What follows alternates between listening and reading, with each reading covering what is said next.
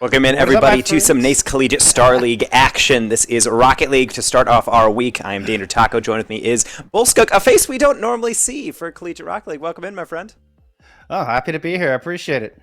Happy Valentine's Day, and well, we're here with our first love, which is casting some good video games. And well, we've definitely got some matches coming at you today. We're here in week 4 in our 12-week season. Oh my goodness, am I really?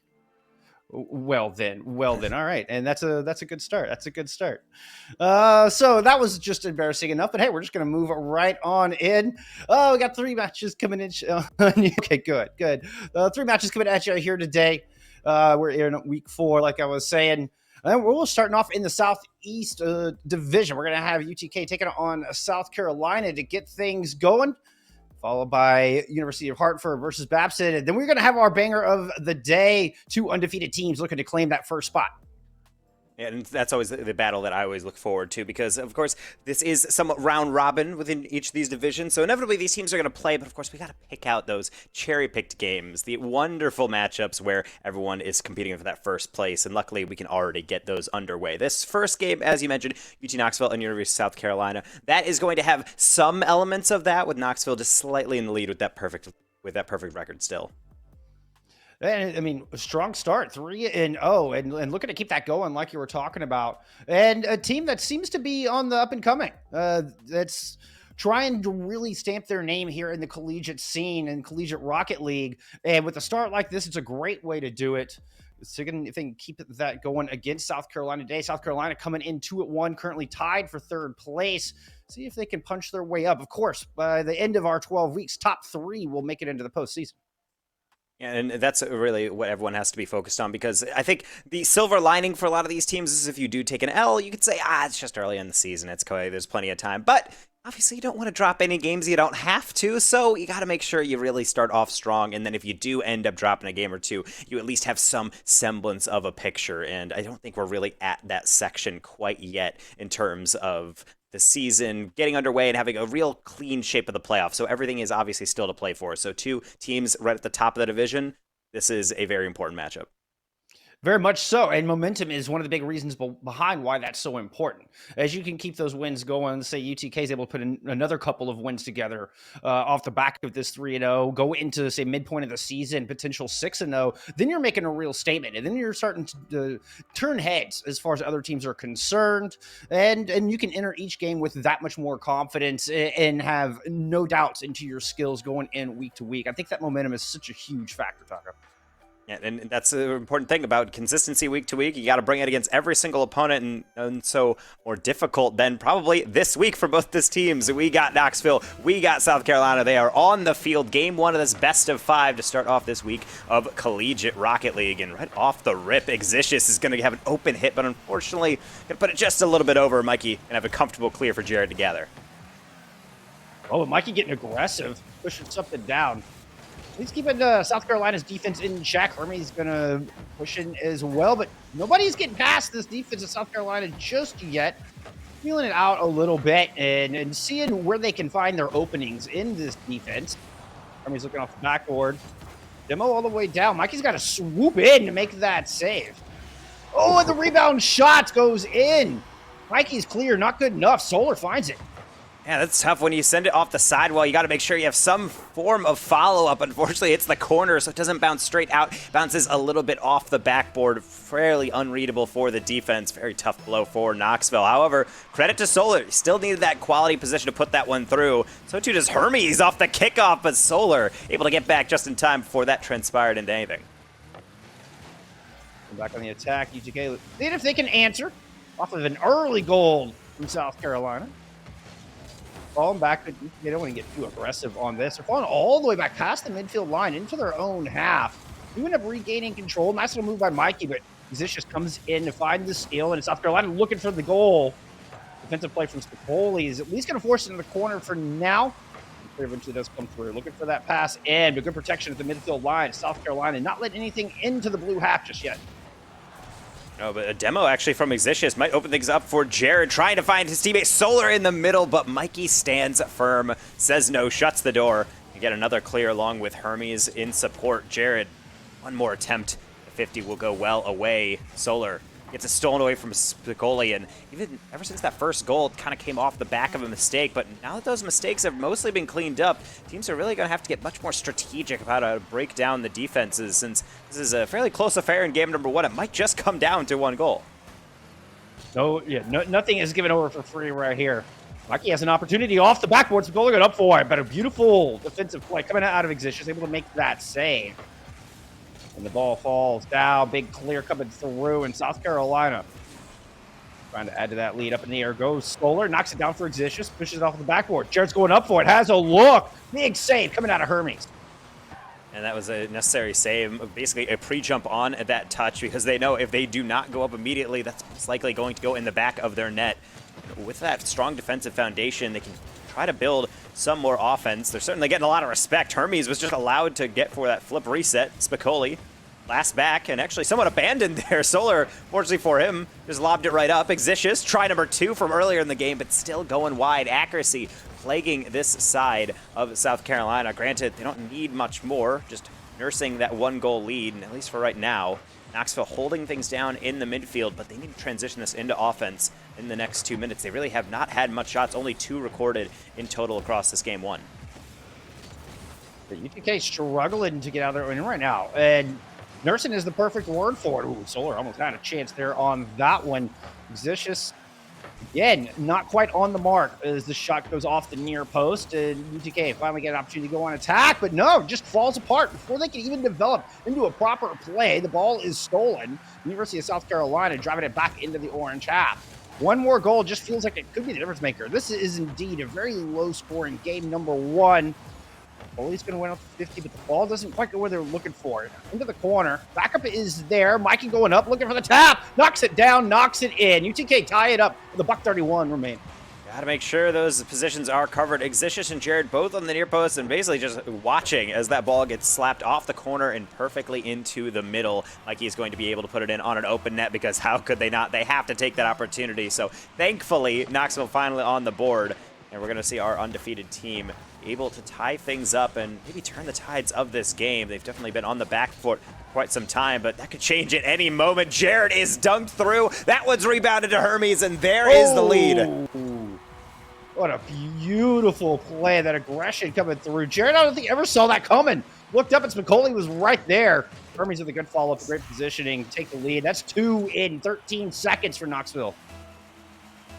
And that's insane to see. Just, you have such a casual approach on the defense. As you said, Jared just didn't see it coming. Granted, the defense of Knoxville, they didn't see that coming. It's a kickoff. It's just going to float right in. Exicius putting on the cherry.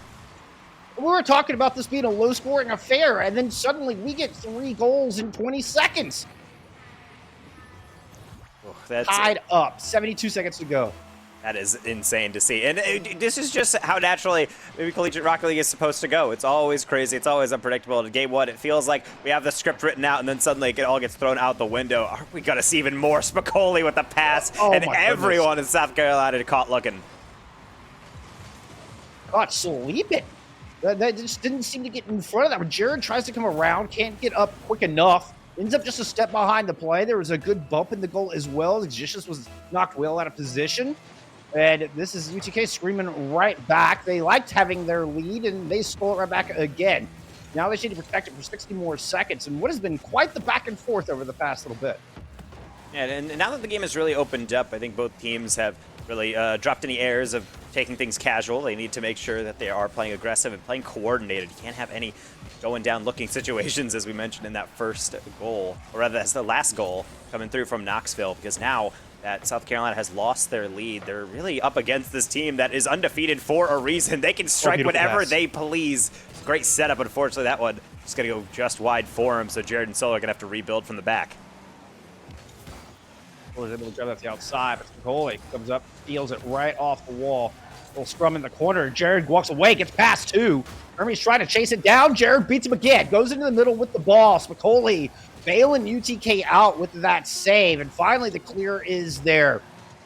University of Tennessee at Knoxville able to hold on in that last barrage coming through from South Carolina as the ball just bounces kind of anticlimactically in front of the net to conclude game 1, and UT Knoxville walk away with it. Yeah, I mean, it's fairly anticlimactic, but at the end of the day, it doesn't need to go in. Knoxville's already done their damage. They have their win. Everyone on the scoreboard, Mikey Spicoli and Hermes getting a goal. So equal team effort, and it needed to be because that was essentially what amounted to a comeback effort from them. And I think from an undefeated team, that's the type of pedigree that they do come in with. They are not going to be kept down by a simple goal. They're going to fight every tooth and nail challenge in the midfield, and eventually South Carolina just couldn't keep them out. And it took them a minute to wake up, but UTK did eventually figure out the key to unlock game one, and a flurry of shots right there in the middle. And I think that was a big turning point. And you're making such a good point about the discipline, about the mentality of an undefeated team coming in and being able to turn that tide. And that mentality is fundamental, is crucial to Rocket League. So I always say it's such a mental game. It's such a mental game. And sometimes that is really what it comes down to. Sometimes the skill is actually even a bit more weighted for one team than the other, but it's the team that comes in with more coordination, with more composure, that doesn't choke those easy hits, and eventually that's the team that goes down. Talent loses to hard work when talent doesn't work hard. So that's always the saying that I feel like works in traditional sports and also in collegiate esports. Game number 2 underway, trying to see if Knoxville can keep that last game's momentum going. Bumps coming in from Jared. Apparently, the answer is no.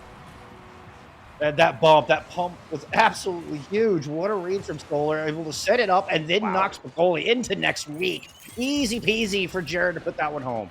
What a great value out of that touch, too, because not only do they set the ball past the first defender, but then on the exit, get the second, essentially taking out 66% of the team all by themselves. And then the unselfish play, they're not going for anything extra. They know their teammate is there for the putback. So South Carolina in a familiar position. Game number 1 had a similar storyline. They got goal number 1. Let's see if this time they could turn the tides, get goal number 2, give them a little security to work with.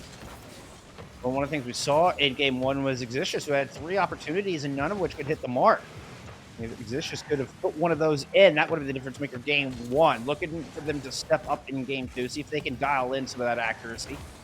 But right now, it's defense for South Carolina that needs to hold on. We're seeing a big sieve there into the corner. Goalie puts it up and over, but a lot of oomph on that one, and Hermes has to chase it around. Perhaps trying to spread out the defense, but South Carolina aren't really biting on that too much. No overcommits into the side and not leaving any easy openings for UTK to try to capitalize on as they keep just moving it back and forth, trying to open up this pitch. And I really relate to this feeling from Knoxville. Sometimes it can be so frustrating when you're just trying to get your another goal on the board, tie things up, and the ball is taking laps around your opponent's goal, but you can't put it between the sticks. And unfortunately, that might also relate to a counterattack. Jared had an open shot, didn't quite get through. Exicius going to have to take it all the way back and loop it around. Spicoli, that's a desperate challenge. I suppose it was needed, but his third man back, that could have ended very poorly for Knoxville. Fortunately for Spicoli, able to pull that one out. And back into the blue half it goes. So the risk is rewarded, and there's the shot. Jared's going to go ahead and take that one. Spicoli had Mikey open up, trying to take it themselves. Good read by the defense. UTK not quite done on this attack, though. Spicoli's going to bounce it off the wall. Exicius doesn't get a good enough touch. Solar comes through, able to get that one out of in front of the net, all the way down into the other side. See if they can put, another. Up to Jared for the shot. Spicoli with another big save. Good plays on the defense. I expected Solar to start that play with a nice set down. I didn't expect a deflection to also have Solar end the play with a long clear. I do like the presence of mind, I would say, from South Carolina. They're not just trying to monkey forward, drive toward the ball, and just chase it as fast as they can. They are actually trying to think through these passes, and I think Solar has the right idea, trying to make Knoxville come to them with these baited challenges, setting up these passes to their teammates. Unfortunately, the accuracy is just not there. That's off the frame again and out. Solar is not done. Looking for another shot here. Jared put that one off the backboard. Can't help but feel that accuracy just becoming a continual problem here for South Carolina. Now they're facing down the barrel of no one. Mikey looking for the double tap. Can't quite put it home. Jared is able to find a little bit of breathing space, and Solar wins the 50 up top, but still can't escape the zone. Knoxville eventually have to fall back as the clear comes through, but South Carolina don't quite have possession just yet. There it is. Solar was beating Spicoli on that one. Might create something, but taking it out of the corner, and the defense are able to control a big portion of that orange half. No, Xicius had the long clear, but Spicoli chased it down. And that actually might start an attack for Tennessee. Solar trying to make sure that is not the case, and Spicoli will get baited in enough. Another long clear, and at this point, I don't even think South Carolina can be too worried about their lead. I think it's just about making sure they milk down this clock to protect what they have. Solar just cutting it out from Hermes and Knoxville. They're getting so close, but I will have to say the South Carolina defense is doing a good job of closing that gap between ball and player very quickly. There's another instance, though this time Hermes will get out on the end of it, but they don't have the extension. South Carolina staying cool and collected on the defense as Jared's able to force that one out. That could be an opportunity. Hermes can't find the mark. A lot of passes play coming from UTK. They're doing a good job of spreading the ball around the pitch. But South Carolina don't bite. They don't spread out. They wait till the last moment. They read the attacker. Hermes sneaks in and is able to just shovel one home. How did you pull that one off, my friend? Hermes, with a little help from their own teammates, just rides it around the wall. Easy peasy.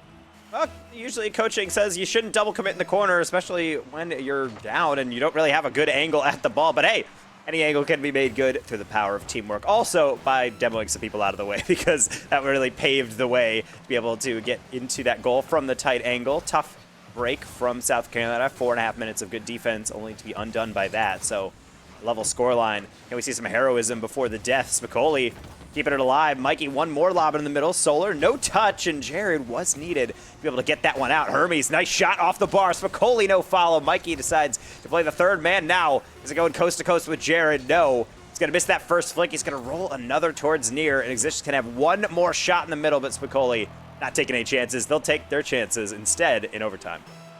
Yeah, no 0-second heroics here. It's down to the golden goal to decide game number 2. What has been a very tight back and forth. Solar winning off the face-off. Going in deep early. Loses it to Mikey. Mikey's able to get it over another one of the attackers. South Carolina not able to get any shots out of that one just yet. Solar might be able to get something. Hermes' touch does go over Jared into the wall. Able to get it past Xicius as well. Solar racing back. Is able to find the clear. And chases it all the way down the pitch once again. But UTK, don't let him do it. And it's fight for possession here. We're about 40 seconds into OT. It's just going up on the wall. Solar has a chance. Spicoli gets in the way of that one. What a pinch by Jared. Mikey can't read that one. Spicoli's trying to make up for it. It's more deflection. Solar decides to bail. Now on the counter. Spicoli, high lob. Jared should have that one, but as I say that, it's going to be a miss. Solar's going to have to bail him out again. I really think Solar is really the central key to the South Carolina offense. If he can be at the center of it, good things can happen, but you've got to be at the center of the defense as well. That shot left a lot to be desired, but it does its job. Tennessee getting yet another win in the series.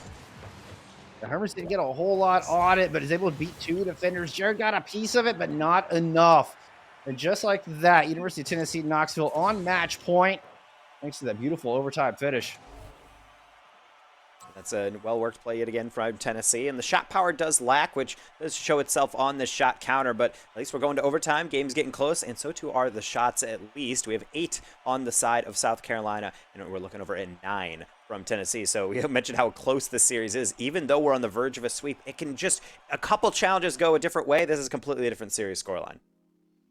Truly, I mean, South Carolina led for 4.5 minutes of game 2. Just undone. It was the perfect word for it. Like, it all just fell apart so quickly for them in that final 30 seconds. It's now the mental becomes a real factor. Now that perseverance must come through. You've got to wipe the slate clean. You can't think about those kind of close losses. South Carolina have got to piece together 3 in a row, but first things first, it's one in game 3. Yeah, I think situations like this are really what make or break teams, because if you drop games, it happens. No team is going to be perfect. But now that you're in a situation where you know you have been neck and neck, and now you have to win 3 in a row, this is how you prove that you belong with the big teams. We're talking off-cast about how both of these universities trying really to put their university on the map for Collegiate Rocket League. This is the series to try to do it, turn some heads. Knoxville trying to do just that with making a statement game, the 3-0, moving on to a 4-0 series record. Meanwhile, South Carolina, they're just trying to fend them off. This would be a statement indeed, taking out one of the higher placed teams in the Southeast 1 division. UTK not only looking to do that, but to complete it in 3-0 style. Battle midfield currently. Hermes is going to win out that ball. Exicius did not get a good touch on that, and it's going to leave it wide open. Mikey able to come through yet again, and this time, it's UTK taking the early lead. And it's all of consistent pressure. Challenges coming in right after one another. There is no latency between touch and jump for it. And Mikey hitting a nice shot to that back post. Goalkeeper basically just had to pre-jump and hope that they had any contact, and they were not so lucky.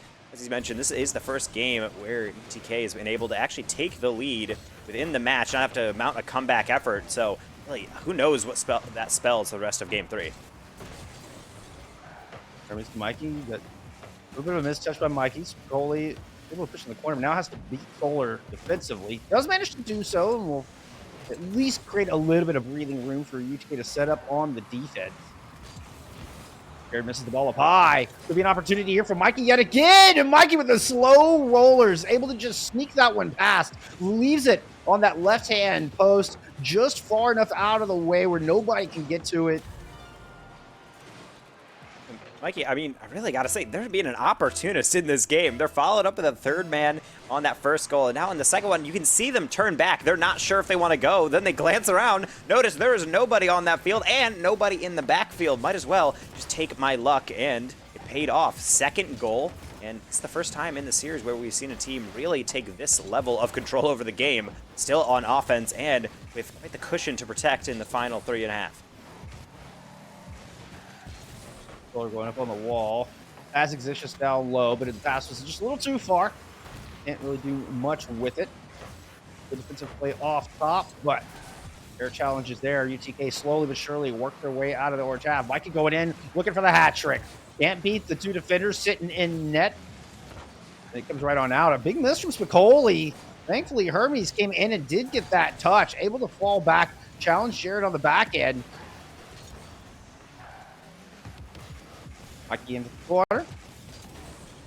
Facing two, loses control midfield in South Carolina. Driving back down. A little bit misplay up high. They're not able to convert on that one. Two-man attacks. McCauley does not get a good enough 50. Jared's going to push it back down. Solar coming in. Hermes loses control. Solar right on the post. Eventually, this attack going to fizzle out from South Carolina as they just kind of weakly push that ball across. Yeah, and weekly is really the main thing that I'm looking at. There's hits, all these touches. They're very light, and that can be fine if you're trying to keep possession. However, eventually you need some form of power to get past the defense. That bouncer's not going to do it. That follow-up isn't either. Exicius just sitting still, trying to desperately just to keep it in the half. Hermes will say no and knock it deep. They have one more follow, no. So we'll be able to keep that one clear for now, and Exicius will extend it out yet again. But really, unless there's some double commits, I really don't see any way South Carolina is going to get back into this unless they start really hammering these shots on target. They're just too easy to handle. Looks like we kind of lost concentration there a little bit. Mikey, oh! Had an open net and couldn't get enough of the ball. It ends up going high. That would have been the third goal. That would have been the hat trick there. Mikey's got to be kicking themselves for that one. But UTK still on track to take this 3-0 sweep. Into the corner, rest of UTK playing defensively. As I say that, they push up, they overcommit to it. Solar's got a look, got a goal. Has cut the lead in half with 76 seconds left to go. Oh, I was almost cringing on this one. I saw Solar hit it, and I knew it wasn't necessarily in. You have to read that post, and sometimes it can be your worst enemy, but that time, Solar did have the reads in time. 76 seconds. Got to get 2 at least to extend this series out and prevent themselves from getting a clean sweep inflicted on them by UTK, which is certainly a team that has plenty of motivation to make sure they clean out the rest of this game. I'm just curious to see if they're going to be content with sitting back or continuing with the playstyle that's worked so far. One, they showed that they were going to sit back on that last goal, and then 2 committed the midfield line and just leave the backfield wide open. Trying to stay aggressive. They're going to live or die by this aggression, Danger Taco. I think that's just about what I've decided, at least. Mikey tried to push it over, but that is an easy ball for Solar. Does end up in the corner, and they've got to find some way to create an opportunity here as time is working against University of South Carolina right now.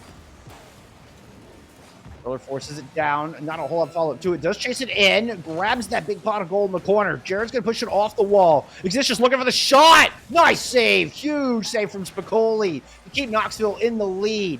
20 seconds remaining. The ball goes behind Exicius. Bouncing back towards the blue net. Rotation's coming through for Knoxville. Hermes is just trying to keep it away. Ball goes down in the other end. One last chance here for University of South Carolina. Mikey takes it over both players from South Carolina. Doesn't want to give them the opportunity to take the shot. Watching that clock click to 0 and watching UTK take the 3-0 sweep. They maintain their undefeated record here in week 4. That's why series scores can be so misleading, because you look at the 3-0 and say, oh, that team really took care of business, but those are all 1-goal games, Bullskunk. Like, this is exactly why you have to make sure you close out these games, and you wonder why the teams at the top of these divisions, how do they get it done? Are they just dominating everyone? No, it's just because when the going gets tough, they're always able to just grind out just enough to get the victory, and so UTK gets that sweep. That's something they can be very proud of, and it's on to 4-0 on the season. It's got to feel nice. No, they're happy. I mean, I know I would be. I'm proud of that squad. If you're a fan of UTK, the Volunteers are coming out swinging here in spring 22, and I'm looking forward to see what they can do with the rest of their season. There's definitely a few mistakes that I saw, but nothing that can't be cinched up, and they didn't allow themselves to get punished on those mistakes too much. So, hey, we're looking at somebody that potentially compete and really start, stamping the legacy of UTK in the esports scene, particularly in Rocket League.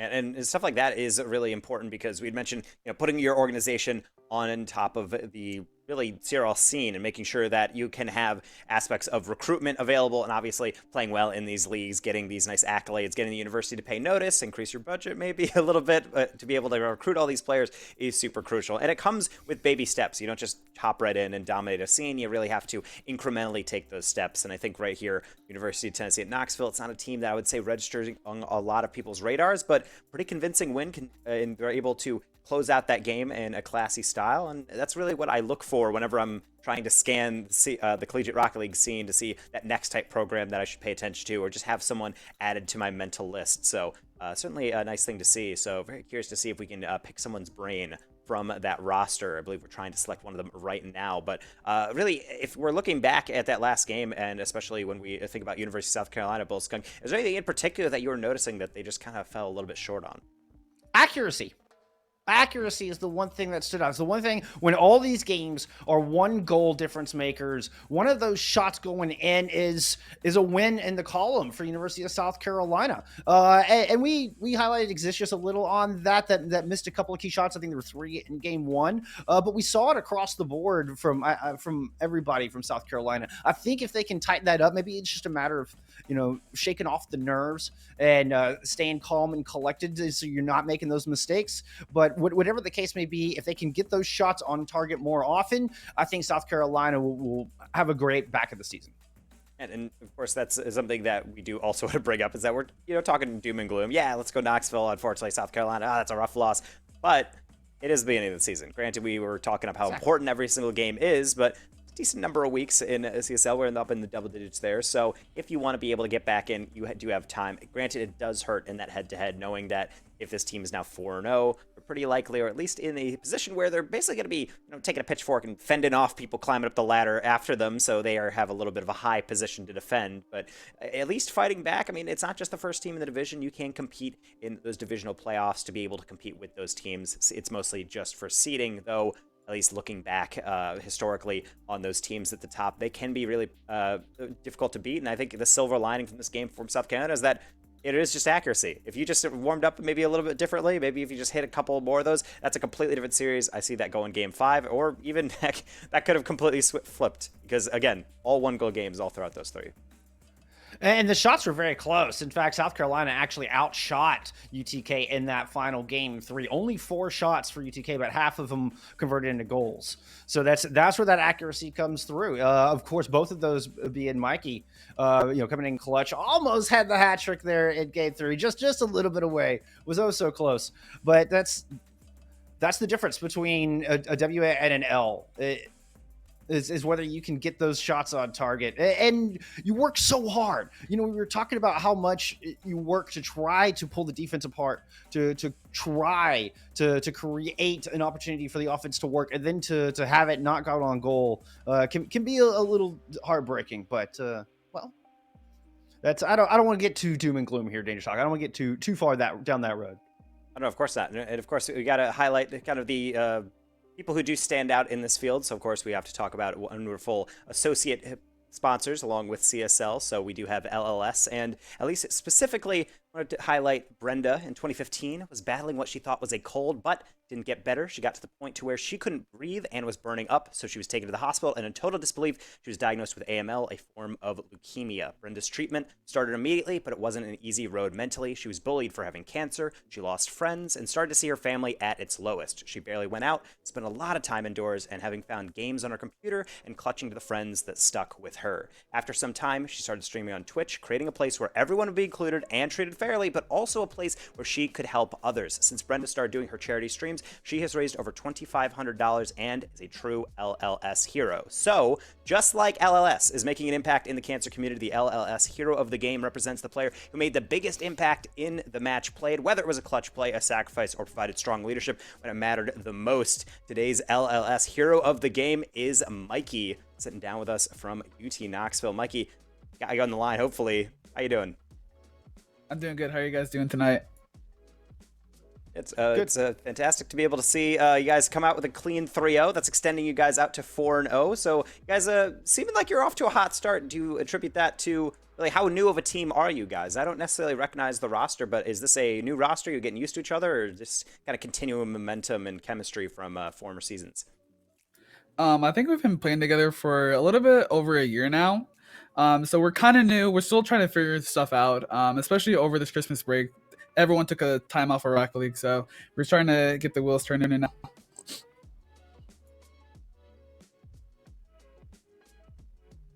I know it's like within those contexts, I really want to highlight you guys had close games, and so I really want to get into the mindset of how do you handle the pressure as a team? Do you try to calm yourselves down between the games, or are you just kind of taking it and trusting in the system to be able to emerge out on top? Like, how do you guys really cope with all those overtimes and kind of one-goal score lines? I think the biggest thing is that we all have different, different personalities in the game. So I like to focus, listen to music. Hermes likes to, talk stuff out. Same with Sokoli. And I just like to, kind of vibe out. I think the biggest thing is just trusting the process. So, trusting that each of us are going to go into the next game, refresh, and go in the better mindset, come out with the win. Even though the games are close, we still feel like we have the upper hand. So we're not really worried that much. Just got to play clean Rocket League. Well, I got to follow up on that. So you were down in both game 1 and game 2. It's still not concerned. Like you're still confident about it, and still knew that you could bring it back, even with just 30 seconds left there in game 2. You're able to turn it around, but you were never shook. Is that right? Yeah, that's right. I think the majority of our goals were stupid goals where we knew that we could, like, we understood where our mistake was, and we understood, like, oh, it was a mistouch, or it was like a simple mistake where, if we just played clean Rocket League, we're just gonna come out with the win. So yeah, I think the biggest thing is just like trusting that, we're gonna be the better team, come out with the win at the end of the game. And I always like that the way you phrase that specifically. You got to trust in the system, as you guys do instill. And is that something you go really deliberately into when you approach a game? Because I know some players just show up on the game day and play, but do you guys actually try to work in a specific play style or strategy that you've tried to invoke, or is it really more on the fly? I honestly believe it's more of on the fly. It can vary from day to day. Someone might be stressed with schoolwork, like they might not have had the opportunity to put a lot of hours into Rocket League that day or whatnot. So just like, seeing how we play within like the first 30 seconds, we kind of develop a play style around it. We're also able to like determine the weaknesses of the team. So, if they're a little passive, we'll play a little bit more aggressive, go for some bumps and that kind of thing. So a little bit just more adapting on the fly. Awesome. Well, any shout outs, anything you'd like to give anybody, any last words before we go ahead and let you go? I'd like to shout out to my mom. She's probably not watching, or she's definitely not watching. She's at work, but I appreciate her, everything she's done for me. I also appreciate my chat. I know you guys are out there, and shout out to my team for coming out and playing good Rock League tonight. And also shout out for South Carolina, the team that we played. They played some good games too. So GG to them. So wholesome. Love to see the respect. Love to see the respect. Well, thank you so much for joining us. Congratulations and good luck with the rest of the season. Thank you guys for having me. What a wholesome message. Shouting out Right? the mom. Shouting out the Yeah. mom. Of course, you don't see enough of that. You don't see enough of thanking the parents, supporting all that esport stream, and clearly it's coming to fruition. Getting that nice 3-0 victory, continuing on that nice winning streak. Well, and respect to the opponents as well. All just fellow competitors coming in. So I love to see all the above. But hey, that's game one in the books. But there is still plenty more Rocket League coming at you here at the NACE Starleague. We're going to take a little break. When we come back, it's University of Hartford taking on Bobson College, and we will return with more in just a little bit.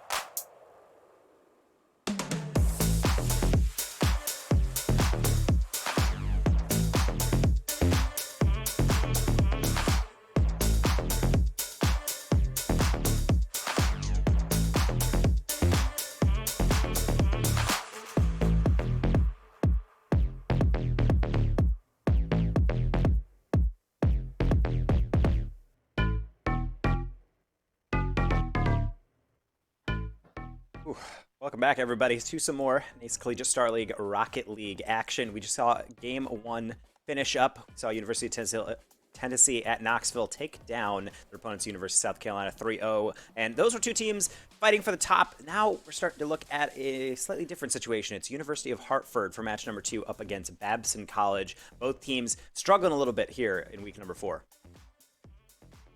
Yeah, both teams looking to kind of get off the bottom of the standings there. But before we get into explaining those teams a little too much, I want to give a shout out to one of our friends over at Medify.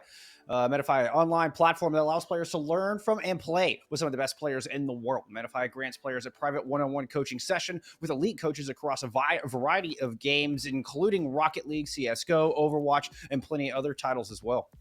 Yeah, and it also allows you a powerful replay review tool, so you can upload footage of your gameplay. Coaches can go through and mark specific moments for reviews about being the best in the game, and also getting annotated feedback frame by frame. You can choose from the top coaches and really any esport imaginable. There's so many games available on Medify, and you can book your first session in less than 3 minutes in a very clean checkout process. With Medify, you can book your sessions and then instantly chat with the coaches in real time. It's no swapping emails back and forth, and you can upload past gameplay and then get expert level analysis from top players. I'm actually a coach for Medify, so I'm a huge fan of the service. It actually is very streamlined, so if you're definitely looking for individual coaching, it's a great place to go. And there's also custom support for collegiate programs. So if you're an esports organizer at the collegiate level, you can reach out and learn how they can help your team with one-on-one coaching, team coaching, as well as competitive analysis. So I've used Medify as well, and I've used it quite a few times. And it was easy. It was easy to find good coaching, and I definitely benefited. It was worth it. Worth every minute, every penny. And so, of course, Medify, great sponsor. Shout out to them for making NACE Collegiate Starleague possible. And it gives us such good games, just as this one, getting back into it with University of Hartford and Babson College. So we have the players in the lobby. We're just trying to make sure we're figuring out everything. But in the meantime, yeah, this is two teams that had a little bit of a rocky start. But my goodness, what names on Babson College's roster, I got to say. Top tier usernames over there. I got to say, I'll give a little bit of an edge, even if the record doesn't show that. I'll say you may be number 10 in the standings, but you're number 1 in our hearts with that roster list right there. Oh my goodness. Hey, clearly on the other side, you got Hartford sitting at 1 and 2 in a 4-way tie for 5th place, I believe. So there's still, this is kind of a turning point. Like I can't help it is only week 12, but I can't help but feel they're kind of at that point of you can turn it around and start putting some games together, and you can get yourself start working towards that top 3, or it might continue to go downhill and suddenly you're looking at 1 and 3, which can turn into 1 and 4 real quick, and it's starting to feel like an uphill climb. So a really important match for them, I'd say. Yeah, and it's hard to really talk about momentum when you go in from series to series, but I would say just in the mental of knowing how tough it is to bring a season back with every single loss, especially if you're starting off with a couple losses. But that was really the long picture. You got to focus on really the things in the short term, overcoming your opponent in this best of 5 for a second match of the day, and at least right off the bat, seems like Hampton, they're looking to get really involved here. Hartford passing in the middle for Rickety Roll for our opener. There's a couple of nice touches. I love that patience up on the wall. Just waited and waited until Rickety was in position and then gets that touch at the last second, gets that pass out just the right possible time to get it past both defenders. Beautiful patience. And it's touches like that that can really be dangerous to deal with from the defense. Saved with that one. Debation Nation, I don't think they saw that coming at all. What a slap from Zolo. And Debation had no chance. I'm not even sure they were looking at that direction. Just did a little backflip, knowing that their fate had been sealed. Early goals, a pair of them in 37 seconds for University of Hartford. What a great start. What an explosive opener to game one. Yeah, they're not completely helpless. They got their first shot on the target there, Babson. Unfortunately, hacking the net was University of Hartford able to protect that away, and they're back for some more. They're going to send another one across the backboard. Rickety Roll straight into the ceiling. Staple and Boulder both up for it, and they will be able to safely tap that away for now. Rickety Roll, they're back for more, and will get that goal. Hartford just not leaving them alone on their half. It's 3 goals and just about as many shots. I think it's 4 or 5 shots, I'm guessing, by my eye test. You might have more information in front of you. But this is some great conversion coming out of Hartford. And the aggression, so far, Babson College have no answer. And so it's good efficiency from Hartford, being able to get 100% shooting on 2 different players for this game so far. Eventually, you'd have to think that percentage is going to drop, but I will say it's very nice to see that in game number 1. Typically the warm-up game, normally where teams are playing a bit more cagey, they're a little bit more shaky because they're not really into the flow of the series yet, but no, right off the rip, it's just Hartford nailing absolutely everything. There's a hat trick, 3 shots, 3 goals for Rickety Roll. With well over 3 minutes left on the clock. This one coming from midfield, and that accuracy. We were talking about how important accuracy was in our first series. Rickety is on point right now, just clipping that top crossbar, able to put it perfectly in the corner from the midfield line with defenders right in their face. Stay in cool and not shaken in the slightest. Defense from Babson needs to make sure that third man is in position. I feel like they keep getting caught pushing that midfield line a little too aggressively, and Hartford have just taken advantage time and time again. Rickety's shot's going to go up high on that one, but Hartford have time to try to set up here. A little defensive miss along the wall, fortunately for Babson. Oh, it's a miss for the attackers as well. Astro! That was quite the back pass there. That almost worked out pretty poorly for them, but unfortunately for the side of Babson, they're not going to get any goals for free. It seems against this Hartford squad. Good save at the end by Zolo. And now a deflection. Luckily, Staple was back in time to get that save and the hit to the sideline. Trying to go up against the wall, but Astro is there pushing it forward for Hartford. Here comes Rickety Roll doing something similar and just building a wall stalwart at the midfield line. Finally, Babson College are able to at least get it into the orange half, but don't have much room to work. It took a booming clear to do it. They can't get possession. They can't chase it down enough. Right back on the attack comes Hartford. Zolo's shot's going to go up high, but Rickety Roll over the top, trying to get the 4th, bounce precariously in front of the net. Staple has to swing in from a long ways away, just barely able to beat Astro to it. That was a dangerous look. Babson College wiping a little bit of sweat off their brow.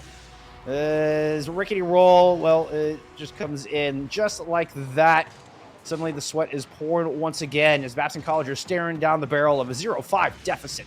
And sometimes you don't even need to hit the ball. You just got to get close enough to it. Debation Nation maybe didn't have enough boost to be able to actually get off the wall and get that save, so they relied on just playing pretty much a 50 in the air with the shot. Fortunately, Rickety Roll had no such intentions. They flew right by it, and with no contact, it means there's no deflection to save. That was number 5. This is number 6 for Astro. It is just a runaway effort here in game number 1 from University of Hartford. We can't even finish talking about one goal before Astro comes in and just scores another. Racing down to B2 and increases that lead to 6. And this is certainly a tough one from Babson. They have to feel a little bit outmatched right now. They're really struggling to get forward onto offense, only recording 1 shot to the 9 of Hartford. I think getting 1 under their belt could certainly just steady the nerves, but certainly this is not the number 1 way that you want to start game number 1, where typically you're trying to trade blows, keep things close, and instead it's just one team just finding out the key to unlock the defense. Well, I always believe that the first goal is the hardest. You can get rid of the goose egg, and then you can kind of settle down a little bit and regain some confidence in yourself and your teammates. Babson College still searching for that elusive first goal. Boulder going up over the top. Lob is there, trying to beat Astro to it, but cannot. I don't think either player had any boost to work with. Astro just able to get to the nick of time. Now working down the other direction. Pass some backup, looking for the touch. Doesn't get either. The ball does bounce out to Rickety at the midfield. He's just going to force it in the corner while Astro rotates towards the center. Astro going up for it. Double commit from the defense, but it's enough to get the touch. At least denies Astro a shot temporarily. Astro missing that touch up high means Babson trying to get something in transition. Boulder looking for it up top. There it is. Boulder gets rid of the 0, converting that to the 1. Took a lot of effort, and it took over 4 minutes to make it happen, but hey, at least they got it done. Yeah, that's a nice little touch from Boulder. I think maybe unexpected, as Zolo Captain was actually ready for that play. They were kind of waiting back, just looking for that next shot, and I think it just was hit a bit faster at them. Maybe they thought something more mischievous, maybe a bit more indirect was about to approach, but instead it's just going straight down the middle. Good job on Boulder being aware, getting that first goal. And yes, although this isn't the start of the comeback, I would definitely say that that's a good way to just say, hey, we don't have the goose egg, as you mentioned. Now it's actually possible that we can score, and we just got to focus on game number 2. And that can be all the difference going into game 2. Hartford, obviously, their scoring has slowed a little bit. Perhaps the defense of Babson starting to figure out the routine, starting to find the rhythm with this Hartford squad. It was so explosive, particularly in the first half. Ooh, Astro almost had another one there. That one's going to bounce off the near side post. Rickety forcing it back deep. Doesn't look like it will result in anything here down at the 0 second. Astro's going to take one last stab at it. Staples just going to knock it down. So keeping it alive. Trying to pass it over to Ricky. Eventually, Babson shove it into the ground. Move on to game 2. They wanted that one over with. It's just like, get this ball on the ground. Let's just move on. And sometimes that's really what you got to do. And of course, when you get into this post game, I think it's really just about talking to each other and say, hey, okay, we really need to fix something here. Apparently, it's going to come in the form of the sub, actually, for Babson College. Seems like Staple is going to be swapped out for Surprise. And maybe that is a change that they do need. They certainly was not clicking on the rotation. Hartford really, for that first minute and a half, was just dominating that upper offensive third. They just were locking down that section of the field, and eventually they got paid off with quite a lot of goals. And at a certain point, if you give up that many goals in the beginning, it's going to be hard for really any team of any caliber to come back from that. Yeah, that talk about a mountain to climb. That's downright impossible. A 6-0 deficit. I mean, I've seen weirder, but not very often. That's for sure. And again, it's how the momentum carries forward through the rest of the series.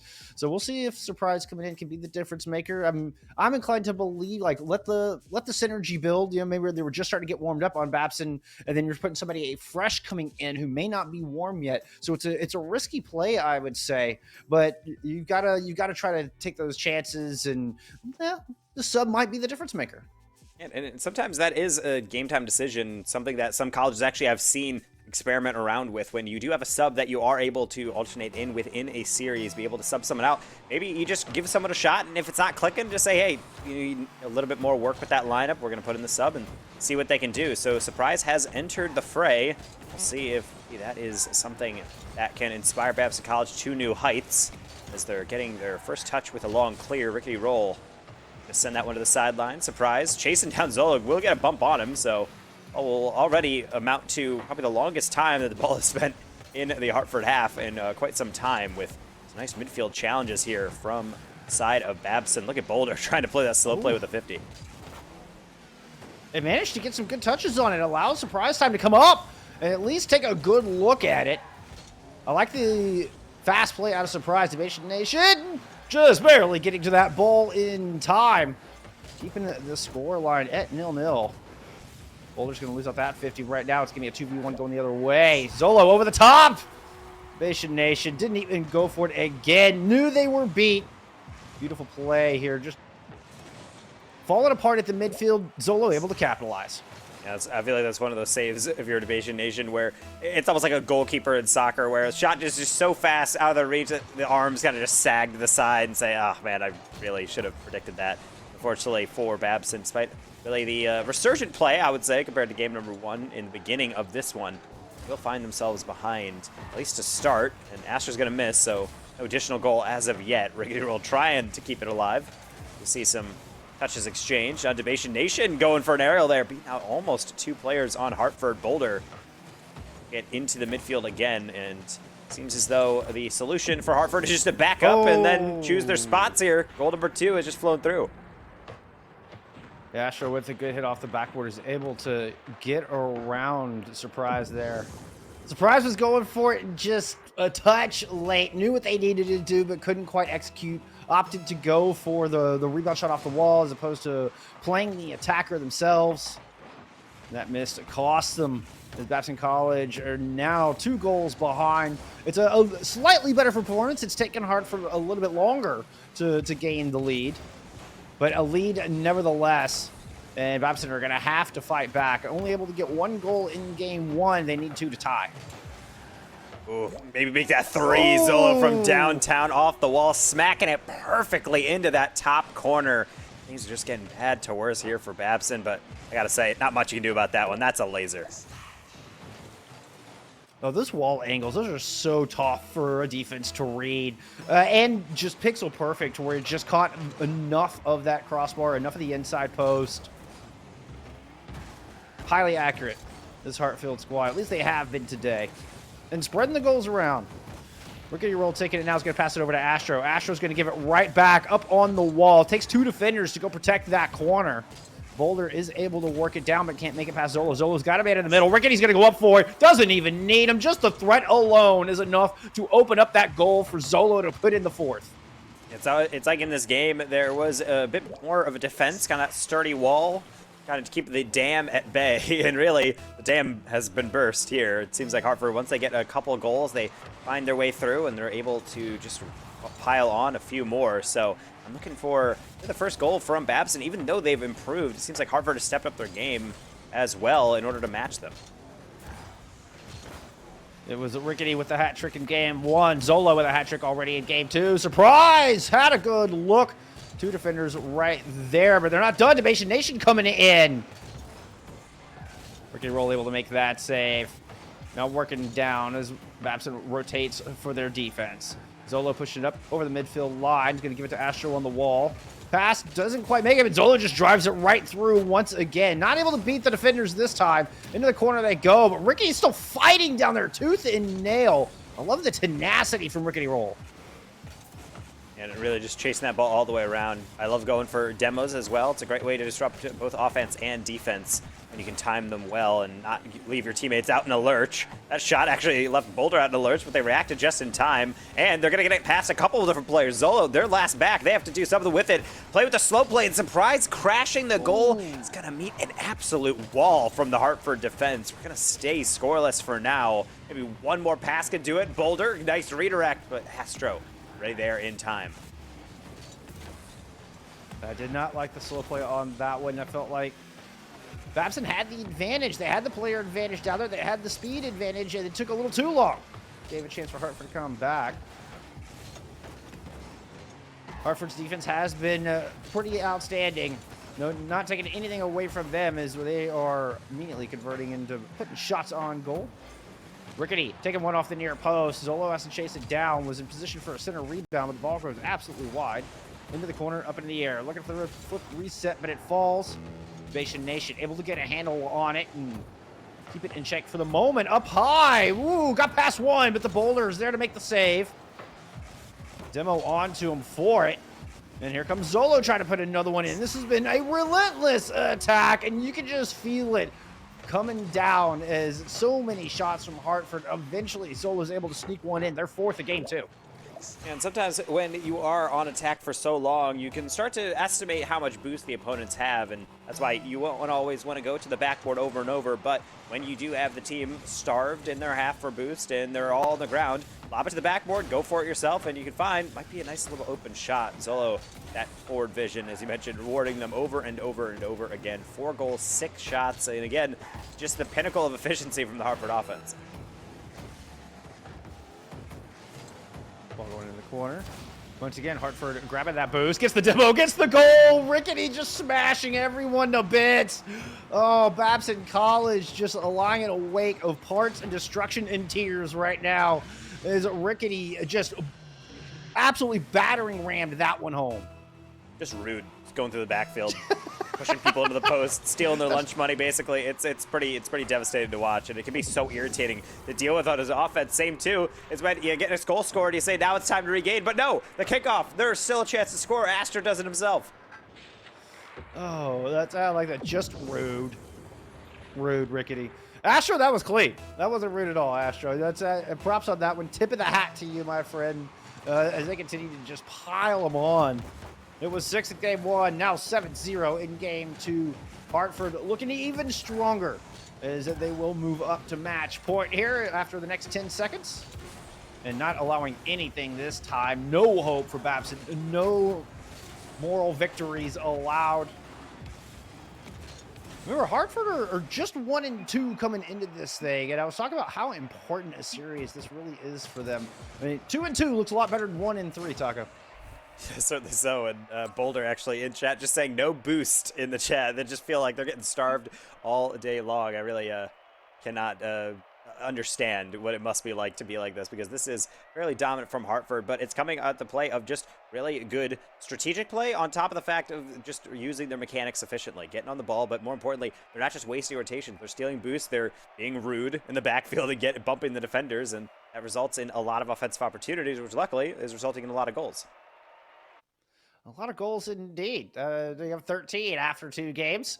And we're seeing yet another sub come in here for Babson College. We're going to have Staple making a return to the pitch. Debation Nation heading off for now.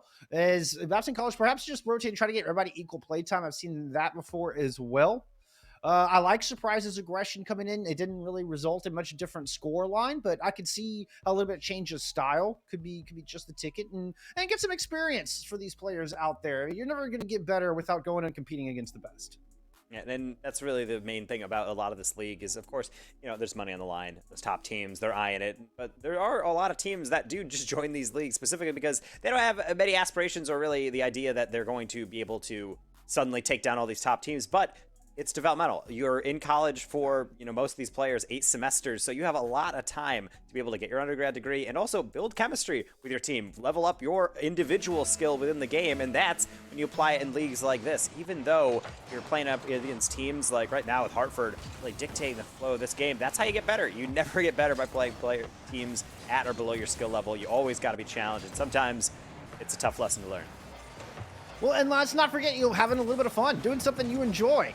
It may not look like Babson's having a whole lot of fun in this series right now, but hopefully they're still able to enjoy the little victories, the challenges they do. This is just 3-0 in front of the net. Yeah, that was nasty. That was nasty. The beatings continue here in our second series of the day. But back to my original point. Babson is a small school out of Wellesley, Massachusetts. I hope I'm pronouncing that correctly. But a tiny school, just over 3,000 students. So not nearly the student body of some of these schools that have 40,000 students to choose from to put together an all-star squad, and coming out here and competing with schools from all over the country. That's the second for Astro.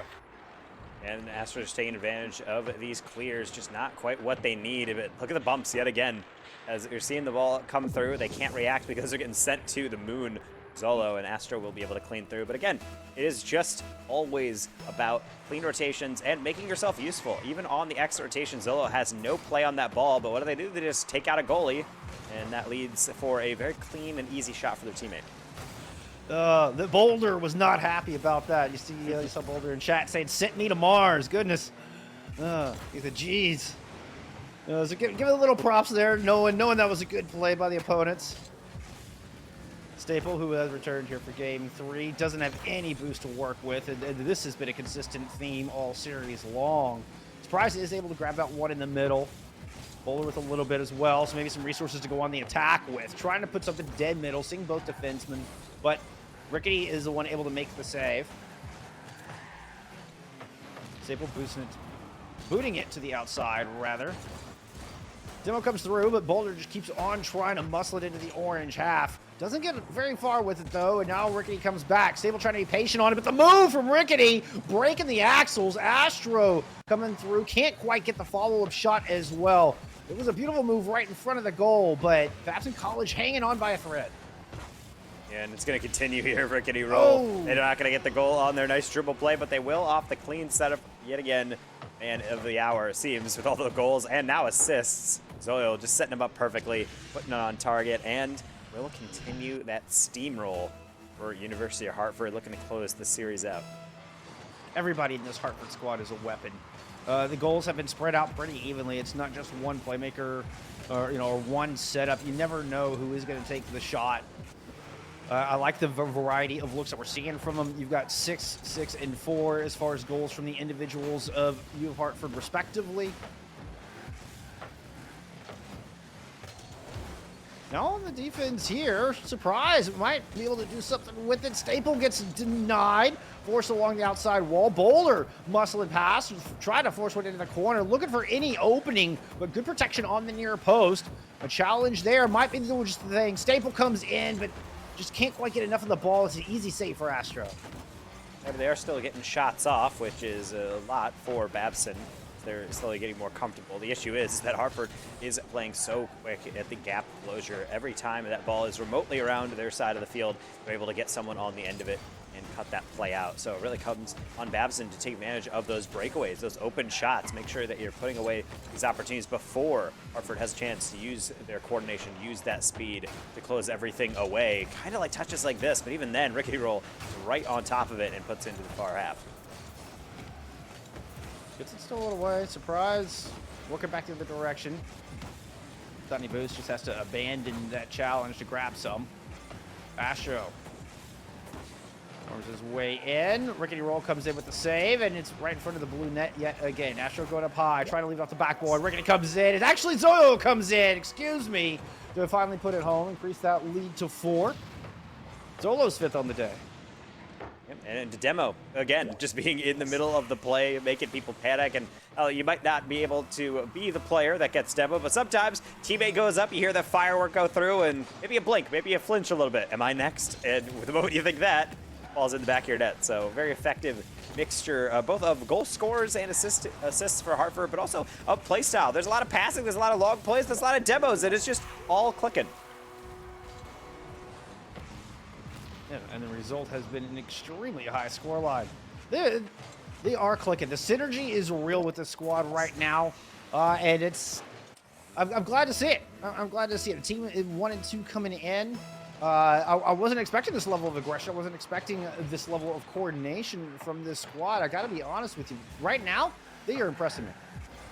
Yeah, and this is something that we like to see from teams. Specifically, this is an element of gameplay that I like to see, mainly just because when we have a team like this University of Hartford squad, which has obviously some coordination, they've been playing together and for a while. They got the match and clan tags, just like their opponents. So clearly, they're organized. They've been able to have the talent to be able to compete in these types of leagues. But it's not just a drawn-out affair. If they feel like they're faster than the other team, if they feel like they have an advantage, they don't get a goal and sit back. They're really trying to pound through all the goals, really to establish it, because I see way too often teams with clear advantages or teams that could have a better record kind of just play around with another team instead of actually just decisively getting a victory, and they ended up dropping kind of silly games. So it's on top teams to make sure that when you are presented with a game where you feel like you have the advantage, you have to take it and not dropping these silly series.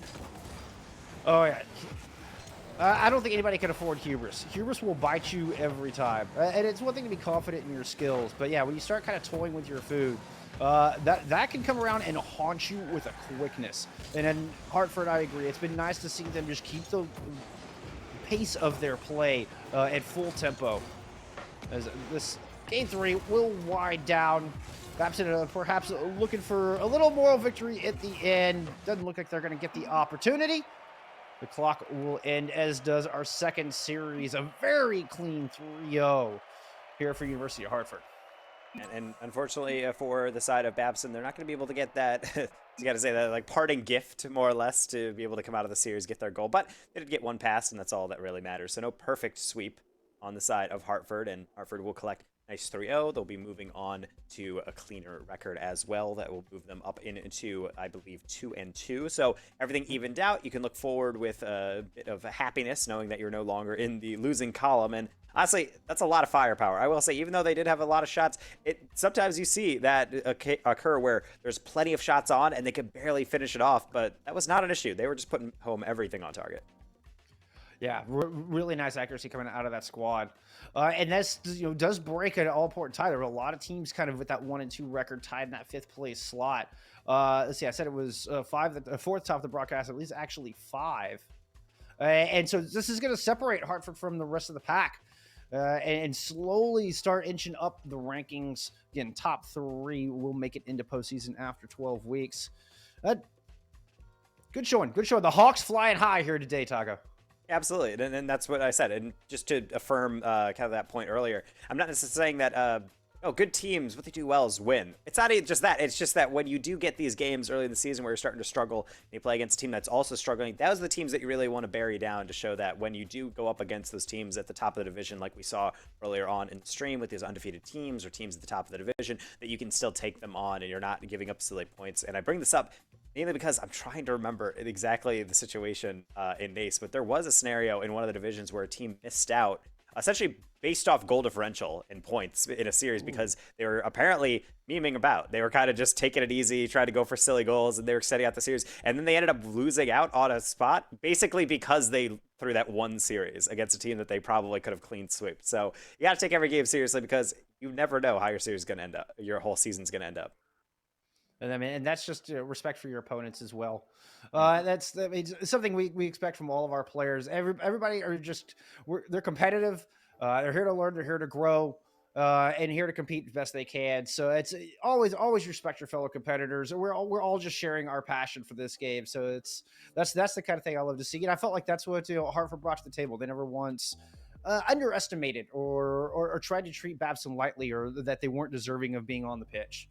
So that's admirable, and I can appreciate it. I can absolutely appreciate it. And it's nice to see. Yeah, we're getting set up for an interview here. Yeah, we're just trying to grab someone real quick from Hartford to be able to pick their brain. I'm curious to see what they're anticipating down the stretch, because they were certainly showing as the kind of the paragon of efficiency with their shooting, but I really want to see really what their chances are, or at least in their own perception of the rest of their season. So we will be trying to grab someone on the line from University of Hartford in the meantime. But really, it's nice to be able to sit down with these players and pick their brains. Normally, our interviews can be a little bit tough. I don't know what to ask, but it's always interesting for the collegiate scene, because these players are very kind of those dual identities of having to manage all your classes while also trying to play in a league that could earn you scholarship money, that could earn you all those spending money. And I don't know about you, Bullskunk, but at least for me, when I was an undergrad, I was scraping by for pennies. So the fact that I could be competing for money within an esport I love and represent my university, that's so crazy to think about how far the esports scene has come here in collegiate. Oh yeah, I knew all the pizza spots where they had like dollar days, where you knew all the specials and how to make your dollar go as far as it possibly could.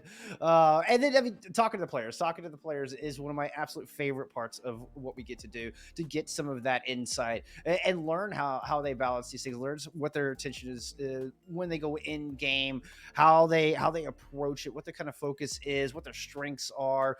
I always get such a unique perspective from each player, I feel, as well. So it's absolutely love the chance that we do get the opportunity, we do get the privilege to speak with the players after the match. It's one of my favorite parts.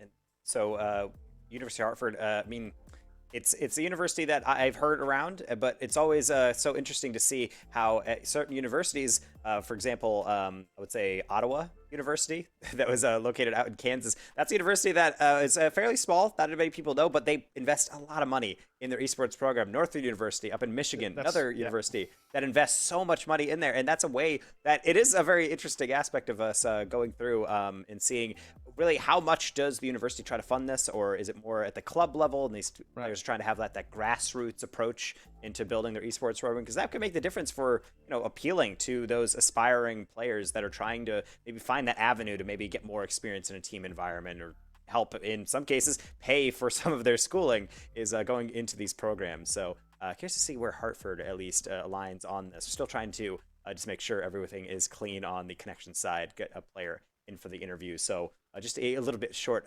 bit of direction, but I do think that is something that I'm always fascinated about in the collegiate space, is that really any college, if they just decide to invest, you can often see a decent return on that investment.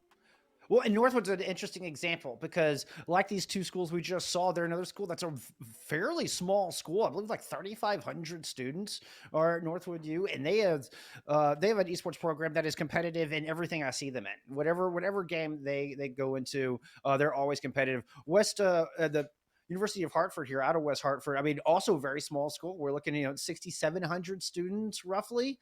So, I mean, not a huge student body. I mean, compared to schools like, University of Hawaii, where there's 50,000 students, it's a lot easier, I feel like, for them to be competitive. But the smaller schools fascinate me in that. And you can just port everything into your esports program and make that what sets you apart.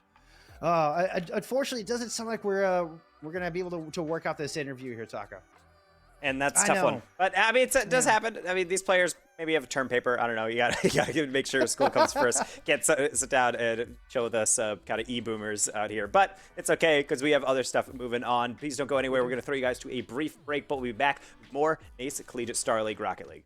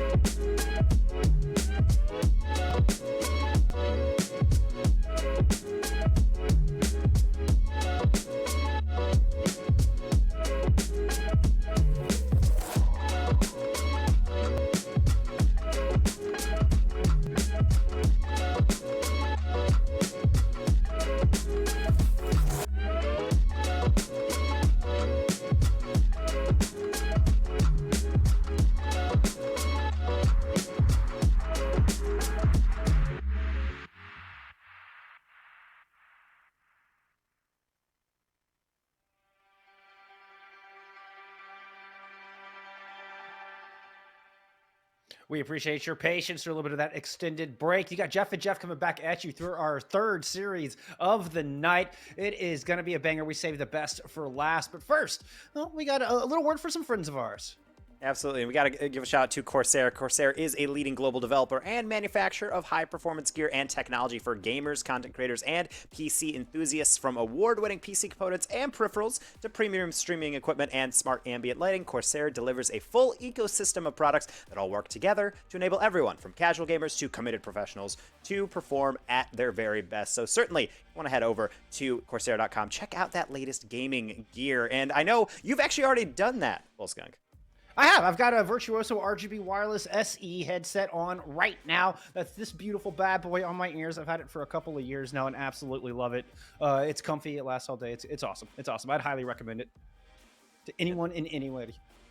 Exactly. So it gives you that nice sound quality. Make sure you can hear everything around you. Maybe not super necessary for Rocket League, but it is nice to be able to hear crystal clear voices coming through in the comms, and that'll be really important because we have, as you mentioned, banger of a series ahead of us. It's Kennesaw State University and it is George Mason University, both undefeated teams going up against us to end out our night for Collegiate Rocket League. Yeah, both tied for first place. The two teams up at the top of the Southeast 2 division, looking to be the lone player on top of the mountain after week 4 is done. Both these teams just narrowly missed out on CRL qualifiers and really looking to make a statement here. I think they're both going to come into this one with a little bit of fire in their hearts. Yeah, essentially both these teams, to give some perspective on it, about 1,000 teams registered for both of the Collegiate Rocket League Qualifier 1 and 2, and really only about 30 can get through. These teams were basically in the top 50 of all those teams, so very deep into the bracket, very quality squads. But we're going to see a little bit of a curveball, actually. George Mason is going to be playing with a sub. Tesnos seen there at the top of the bracket, replacing JK Madness, a player that typically is one of the top performers on George Mason. So this is why you recruit very heavily to find 4 players on the roster that can tip in, because when you're up against the very best in your conference, you want to have a sub step in and it to be seamless. We'll have to see if that is going to be the case, as both teams are actually on the field, and so we can get right down to business to decide who is the best in the Southeast. I can't wait to get this one going. This is gonna be awesome. George Mason, they had 3 Game 5 losses, suffering just heartbreaking defeats in those CRL qualifiers just a couple weeks ago. And well, I know I would be angry. I know come out with some ferocity here today, but it is Kennesaw who actually taken it to the net early, not quite able to put it home, with some immediate aggression to make sure George Mason's defense are nice and awake. And now that they're awake, they've gotten kind of a cold splash of water on their face. They know what they're up against now, as we have seen some game ones be a little bit more slow-paced, but that is certainly not the case here. They are bringing it full speed and with full passing plays. Tyro, almost a 1-2-3, but going to get cut out very well by Devin. Garfield chasing this one into the corner now. Had to grab that boost. Nothing worked with free ball for Titanium. Ends up going all the way deep into the orange half. There's the demo, able to pick it up. Darfield comes through with the save to bail Kennesaw out of what could have been a very dangerous situation early here in game 1. Now looking to take it the other way. Can't really muster up much on the offense just yet, but Darfield is going to win the ball up high. Goes in off the corner. Tyrell coming in to back it up. Darfield waiting for it in the net. Defense holding strong for now. Off the top crossbar. Darfield with another look. Tessino shuts that one down. Look at the coordination from Kennesaw. They're just getting that light little back pass, and it might not look like much, but it takes so much awareness and coordination on a side of a Rocket League team to be able to organize that situation, keep possession, and be able to put it into a dangerous position. It's touches like that are certainly going to propel Kennesaw forward, as George Mason's still yet to record too much of offense. They have one shot, but really it's just from kind of throwing it downfield, trying to get out of their half more than really a concentrated effort. Maybe a slow play here could be exactly what they needed. What a touch to Titanium, but unfortunately that one's going to go over the bar and cleared right back out. I'm sorry, I didn't mean to shout over you. That one broke my heart. Oh my goodness, that was wide open. 2 players with nobody in net. Oh, good save there. Does keep this score tied up. But George Mason might just be looking into the past, wondering where they went wrong on that goal. Dorfio's gonna hit it off the wall. Excuse me, that was Dolo off the wall. Finally breaks the stalemate. A bunch of great passing, a bunch of flashy plays, and it just takes this one look from the corner that sets Kennesaw apart early. And after all of that defensive pressure, it's really just one touch getting slightly away from Devin. They're clear into the corner. Everything seems fine, and then, uh-oh, that rolled a bit too far forward. Yeah, what's the worst that could happen? Apparently, it's Dolo cracking one of the back posts, so unfortunate way to end there. But you have to feel like it was coming. Kennesaw was knocking on the door for most of this game 1. Momentary defenses, they had to sit in front of their net, something we haven't seen yet in this opening half of game 1. Tower rotating back, and George Mason just content to give Kennesaw State a lot of room to work. Nobody really pressed forward. Nobody's in the orange half at all. Trying to play defensive and not let this aggression get the best of them. Defense is going to work out for now. Titanium has to spin to everything just to go get a touch on the ball, and it wasn't a great touch at that. Tessinos comes up not only with the save, but runs the ball all the way down the field with a decent dribble. Garfield does find the steal, does not allow the pass to the middle. Give Kennesaw too much time. They are going to pounce balls up in the air. And Tyro just kind of setting it aside. Didn't like what they saw there. Dolo's going in for another look. So there's one save, but can't find 2. Tyro comes through off the rebound. The beautiful setup from Dolo sets a 2-goal lead. Yeah, well phrased. You get the first, but you really do sometimes need the second if the first is not quality enough. It's a sitter in front of net. Tyro's not going to really struggle at all to put that one through. 2 minutes remaining, and that's more than enough time for George Mason to do something with it. But I mentioned earlier, they've really only had one shot. That is where it has set for a while. Even this one, I don't think that's going to register on the stat sheet either. Maybe the follow-up will, though. Devin hitting the weight room, dunking through 2 different players for one back. Astonishing. Like, that's how you get yourself back into a game, right there. Devin coming through with a big play. It's a beautiful thing to see, especially because I just mentioned they really needed something else on target, and maybe it's just a bit too complacent on the defense of Kennesaw, allowing that dunk to go through, but now there's a crack in the defense. Can George Mason push forward, be able to find that equalizer in the final 90 seconds? Certainly not lacking for opportunities, but again, the aggression from Kennesaw from that sidewall.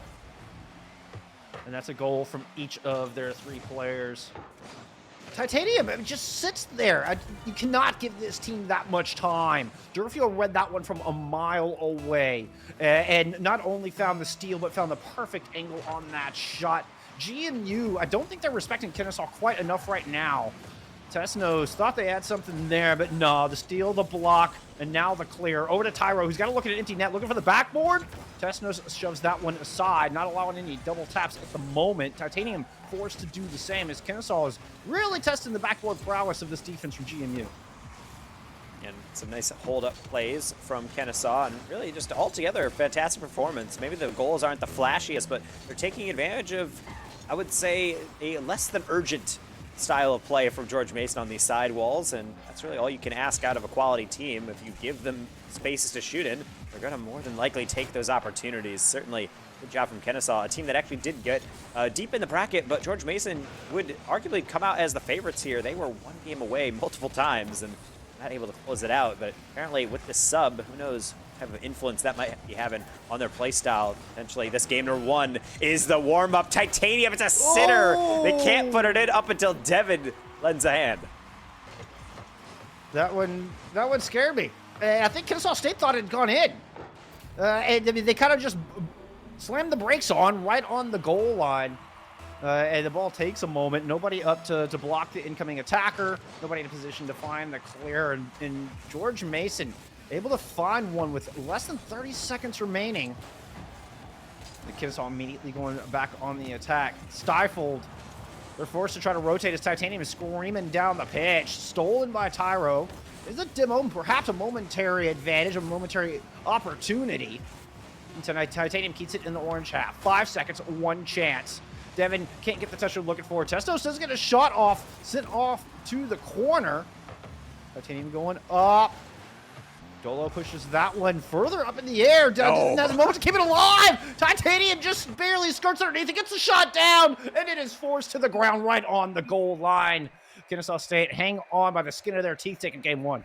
And that was exactly the play I was waiting for out of this GMU squad. Use that teamwork, touch the ball just past the defender, and slowly build up an attack. If they maybe had a bit more power, who knows if we would have been seeing some overtime. Good effort by GMU, but ultimately a well-deserved victory from Kennesaw. They were controlling a lot of that pressure, and the stat line is no joke. 13 shots compared to the 5 for Kennesaw on the advantage.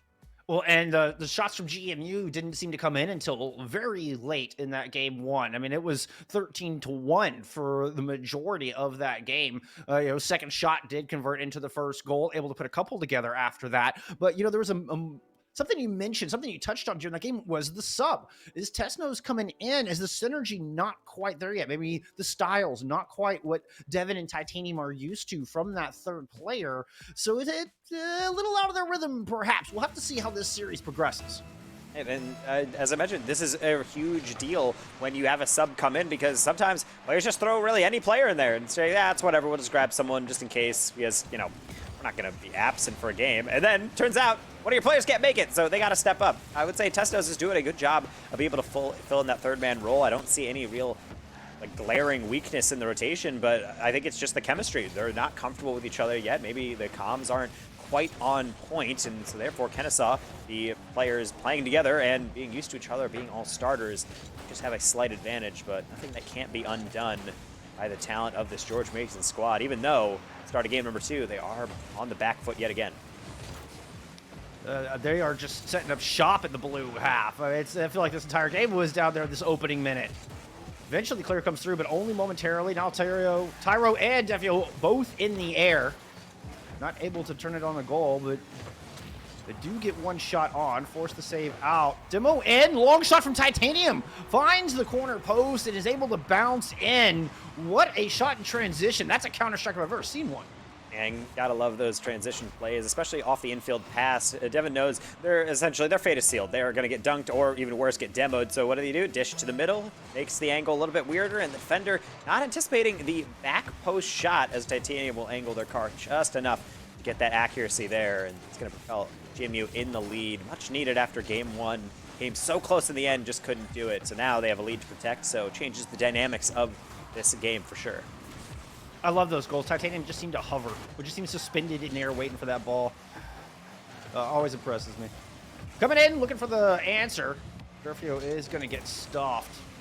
Devin now fighting Dolo just bumper to bumper here in midfield line. Devin's going to roll over and steal that big boost. Try to chase the ball downfield. with a win in the air. It is Kennesaw State going back on the attack, looking for their first of game 2 after a pretty dominant game 1. It's GMU who's really taken control. Spent the first minute living in the blue half, but I feel like they've had the majority of the possession ever since. Tyro loses the ball up in the air. Devin's going to have a shot, have a look. Easily sent away by Dolo. Now going all the way out of the attack. Looking for the flip reset. Can't get the extra touch. Ball gets slammed down, and Tesnos is going to clear it out. Will try to wrap around, and it seems like GMU slowly gaining steam, but the touch is letting them down. Tesnos, it's too heavy. It's going to roll out of their possession right back into the arms of Kennesaw. Tyro causes some havoc, getting it past 2 players. Dolo with a crash off backboard. The back post is too rich of an angle for Durfio to go for, so they will have to retreat out. But it seems like Kennesaw not going to be kept down. They're still getting opportunities, but they really can't get the direct path to the goal that they've found in game number 1. So going to have to keep on searching for that first. And Kennesaw are getting a lot of possession off of these air 50s. They're beating GMU to the ball. Oh, Durfio with a great look there. Tesnos comes up with an even better save, able to read that difficult angle, especially with the options available for you right there. In the corner, Durfio trying to get it out, but Tesnos comes through with the save. Passing it all the way back down the other side. Titanium with the boot, and Kennesaw struggling to put together shots on the back of this one. This has been a little bit of a change in style, it seems. I feel like they're just going for booming clears and a little dump and chase from both of our squads. Yeah, and it's a bit tough because ideally you want to keep the ball somewhat close. You don't just want to throw it downfield. Granted, it can cause some havoc if they're not ready for it, and provide some nice transition plays, but Titanium will not find the back of the net again. It'd be just a bit too slow. Now, as we're speaking about transitions, that one nearly went right in on Dolo getting the dunk, but Titanium will be able to salvage out a clear. Double commit with Devin. A dunk of their own off the backboard. Durfio, tough read, and will get just enough of it. Tesnos sending it back one more time. Titanium, can they put it through? No. Dolo gets another clear out, and we will remain at 1 goal as we're really winding down the seconds here of this game number 2.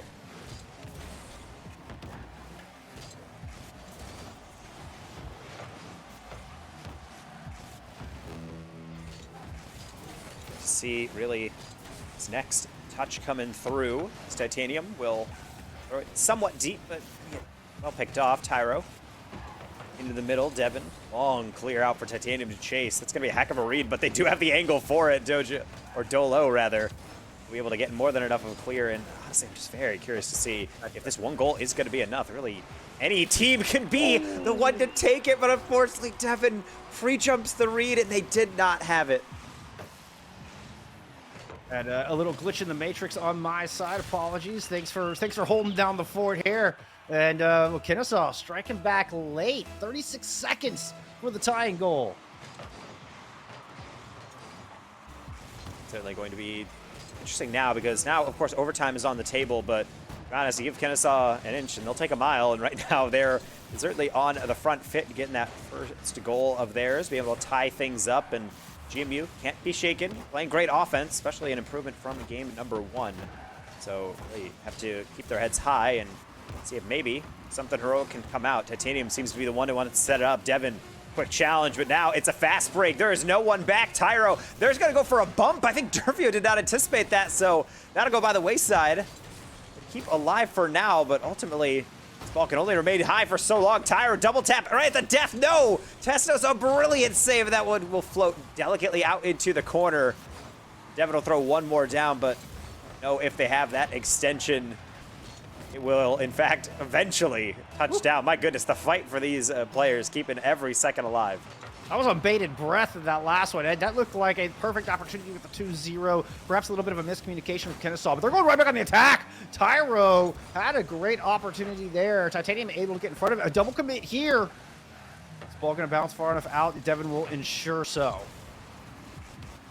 Put in the wall. Titanium is seeing what opportunities they have. Tesnos is covered down low. Manages to shake off their followers. Still emerges with the ball as it shoots towards the middle of the goal, right in front of the orange box. Titanium has to put it up high as Kennesaw State wavering momentarily. They get their feet replanted once again and finally get that ball out of the danger zone. Yeah, Tesnos will be able to slightly tap that one down, but that's not going to be a clean clear, so GMU needs to be careful. They will, in fact, try to keep that possession with Devin, and now with Titanium. Tesnos giving chase. No touch from either player. They're continuing to chase down. Double 50. That's wide open for Devin. The power could be there, but the demo, the interference from GMU paves the way, and that's a game win. That was absolutely vicious. It's this huge demo right there. Oh my goodness. And that's an unusual thing, Bull. You don't often see that. Titanium not going for the demo. They're getting demo. They're laying down on the line just to disrupt the momentum. Threw their body on the sword, right? Like, that's absolutely what happened. And of course, when you demo, you get the explosion in your face, a little disruption in your vision, and it's just enough to protect that shot. That was outstanding. What a selfless play. What an absolute selfless play. That was a get down, Mr. President kind of moment, I must say.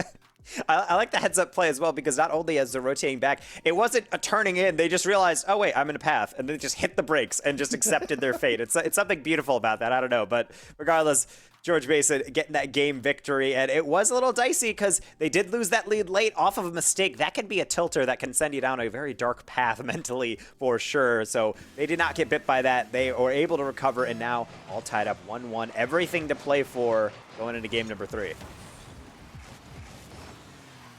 And Kennesaw with that crucial communication error where it felt like they had a sure thing. They need to cinch that up. Now it's all tied between these two top squads, tied in the standings at 3-0 apiece, tied for first place with this series to separate out who truly stands still undefeated on top of the mountain as we go into game 3. Again, starting off in the blue half, the GME doing a good job of really controlling possession, and that's an easy setup. No rotation from Kennesaw State. Tesnos finds it wide open, right down the center, not missing on that one. Poor Tyro. They were the one that was missing on that one. That ball is trying to be power shot. I think they tried to just wrap around it, get maybe a hook shot, and rotate around at the perfect angle, and then they didn't get any contact because maybe just trying to overcomplicate something that didn't need to be. You don't think about the risks sometimes of whiffing, but certainly see the penalties when they are inflicted. 1-0 after 40 seconds, and George Mason, yet again, in a situation in which they can protect a lead. We've all been guilty of overthinking it sometimes, and that's exactly what we just saw. Dolo into the corner. Tesnos just goes over 2 players right there. Has Titanium in the middle, looking for the shot. Here comes Durfio, interrupting it, making sure to get in the way. Dolo loses control with a big touch. Tyro beats Titanium to the ball. A little complacency from Titanium, and they're going to lose it in a dangerous position, but the defense holds on as GMU is able to at least buy enough time to reset and get some rotations in, get a little bit of boost. This is going to be a big one off the backboard. Durfio has a look, decides to drop it back out to Tyro, doesn't even take the shot. Perhaps maybe not what they were looking for, perhaps a questionable decision. Either way, it results back into the neutral game, and Kennesaw State still with 0 in the scoreline. It's always a balance of, making sure you're taking your time and guaranteeing that that shot is going between the sticks, but other times you have to rush it and you might get a bad read. Looked like that might have been the case. Either way, you're gonna have to look back and wonder what could have been that went through, especially if they're not able to capitalize on stuff like this. Tyro, the miss, but it's a tactical whiff, able to tuck it past the defender who had no idea what was about to happen. Ooh. What a jaw-dropping play. The fake is real. The fake is real. Titanium absolutely bit on that. It's a brutal way to go, especially because that's a frustrating goal. You'd like to think that you're going to get beat by a quality 50 or a good passing play, but never with the just tactical whip. Not going to bother. Titanium off the ceiling read and a goal line stop to answer from Kennesaw. Both of these teams have really turned it up a notch. And you can feel the tension in the air right now. The double tap from Dolo does get denied. Devin is able to push it all the way back down to the orange half. Tyro trying to chase it down. Has GMU right on their heels, or on their back bumper, I should say. Still, Tyro emerges with the ball. Put it back the other way. A shot from Dolo bounces off the post. Durfio trying to come in and keep this attack alive. Titanium is able to just snake past it, barely to loses control. And now it's Tyro who's right there to pick it back up and put it home. 2-1 lead to Kennesaw. Titanium taking a bit too much time. Durfio is not a fan of that, gives him a little tag, and not only that, deflects the ball at a place that no one on GMU was able to react to it. Great awareness by Tyro, getting across, getting their second, and more importantly, the lead as we hit halftime. very important lead as well. GNU winning game 2, GNU scoring first in game 3, but 2 unanswered from Kennesaw, almost a third. Tyro's going to see if they can actually convert that one in.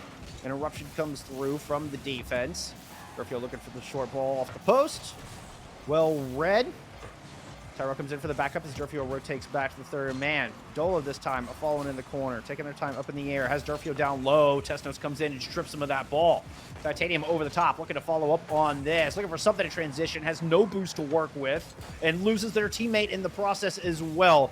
Titanium's going to get the ball stolen away, and Dolo is on track to get this one home. Defense of GMU interrupts. And both these teams fighting tooth and nail with a $140 remaining. Back in front of the orange goal it goes. GMU looking for that tie. Dolo strips it away. Thought they had an opening, but Titanium sweeps in.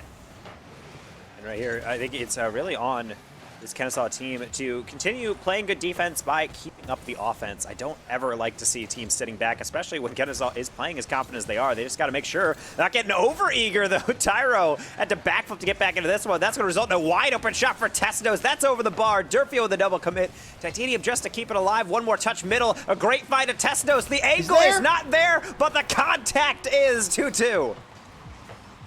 What a play. Way to stay with it. GNU just sticking with this play, never giving up on this one.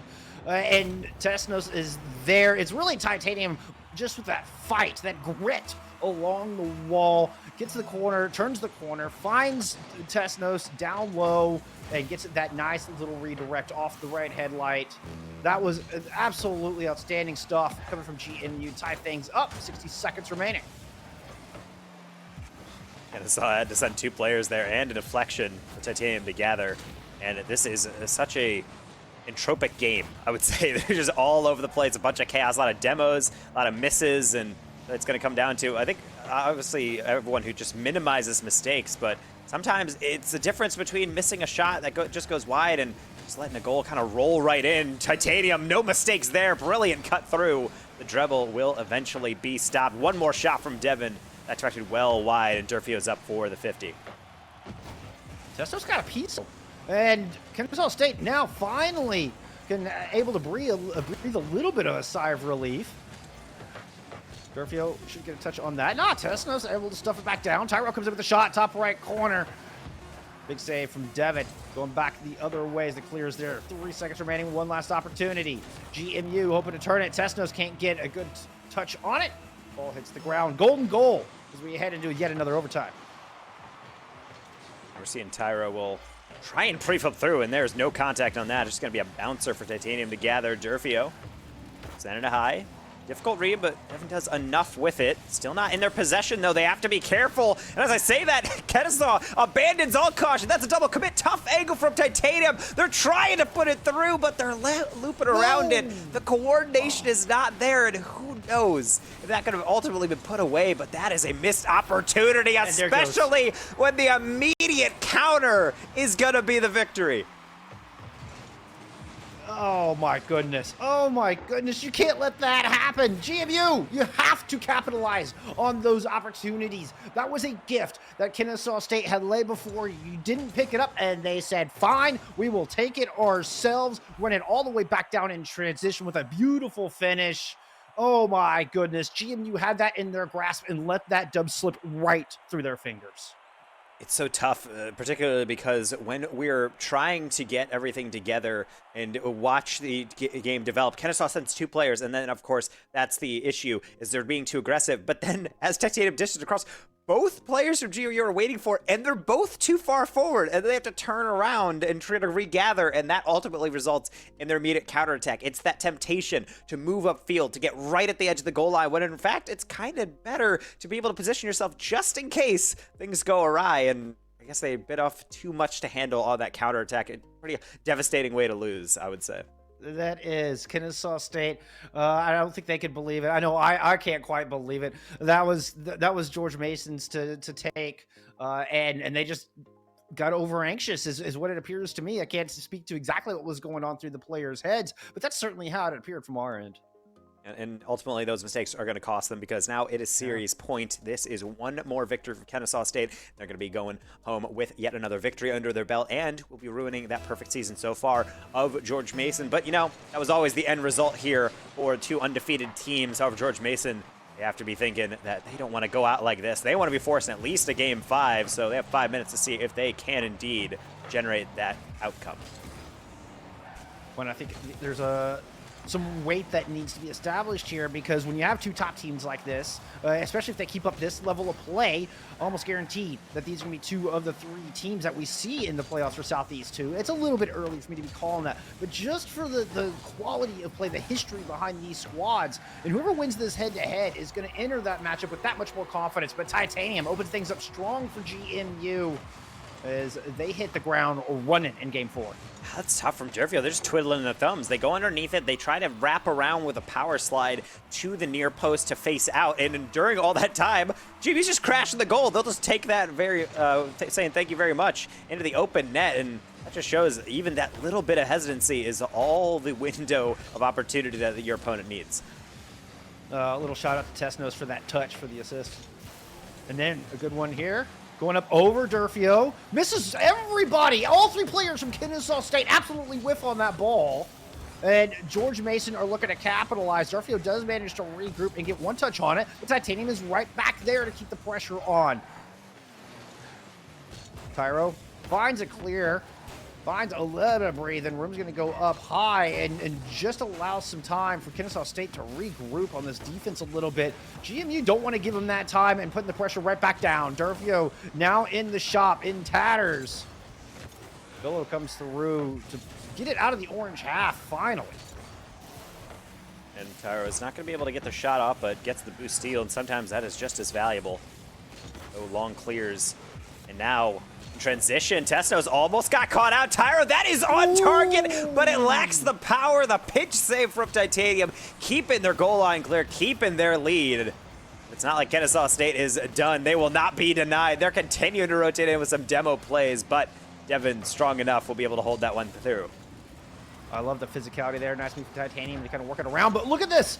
Look at this pitch coming through. Tesnos does read it. Is able to get back to it. This is Kennesaw State just persevering and absolutely not done yet. Now, as I say that, here comes Durfio through with the backflip to steal it away from 2 GMU players who do eventually work down. Devin still has 2 to beat, and Dolo indeed does win the 50 and push it back out to the midfield line. Just kind of a couple of quick taps to get it over to Tyro. Shot is off the mark, runs into the corner. These 50s.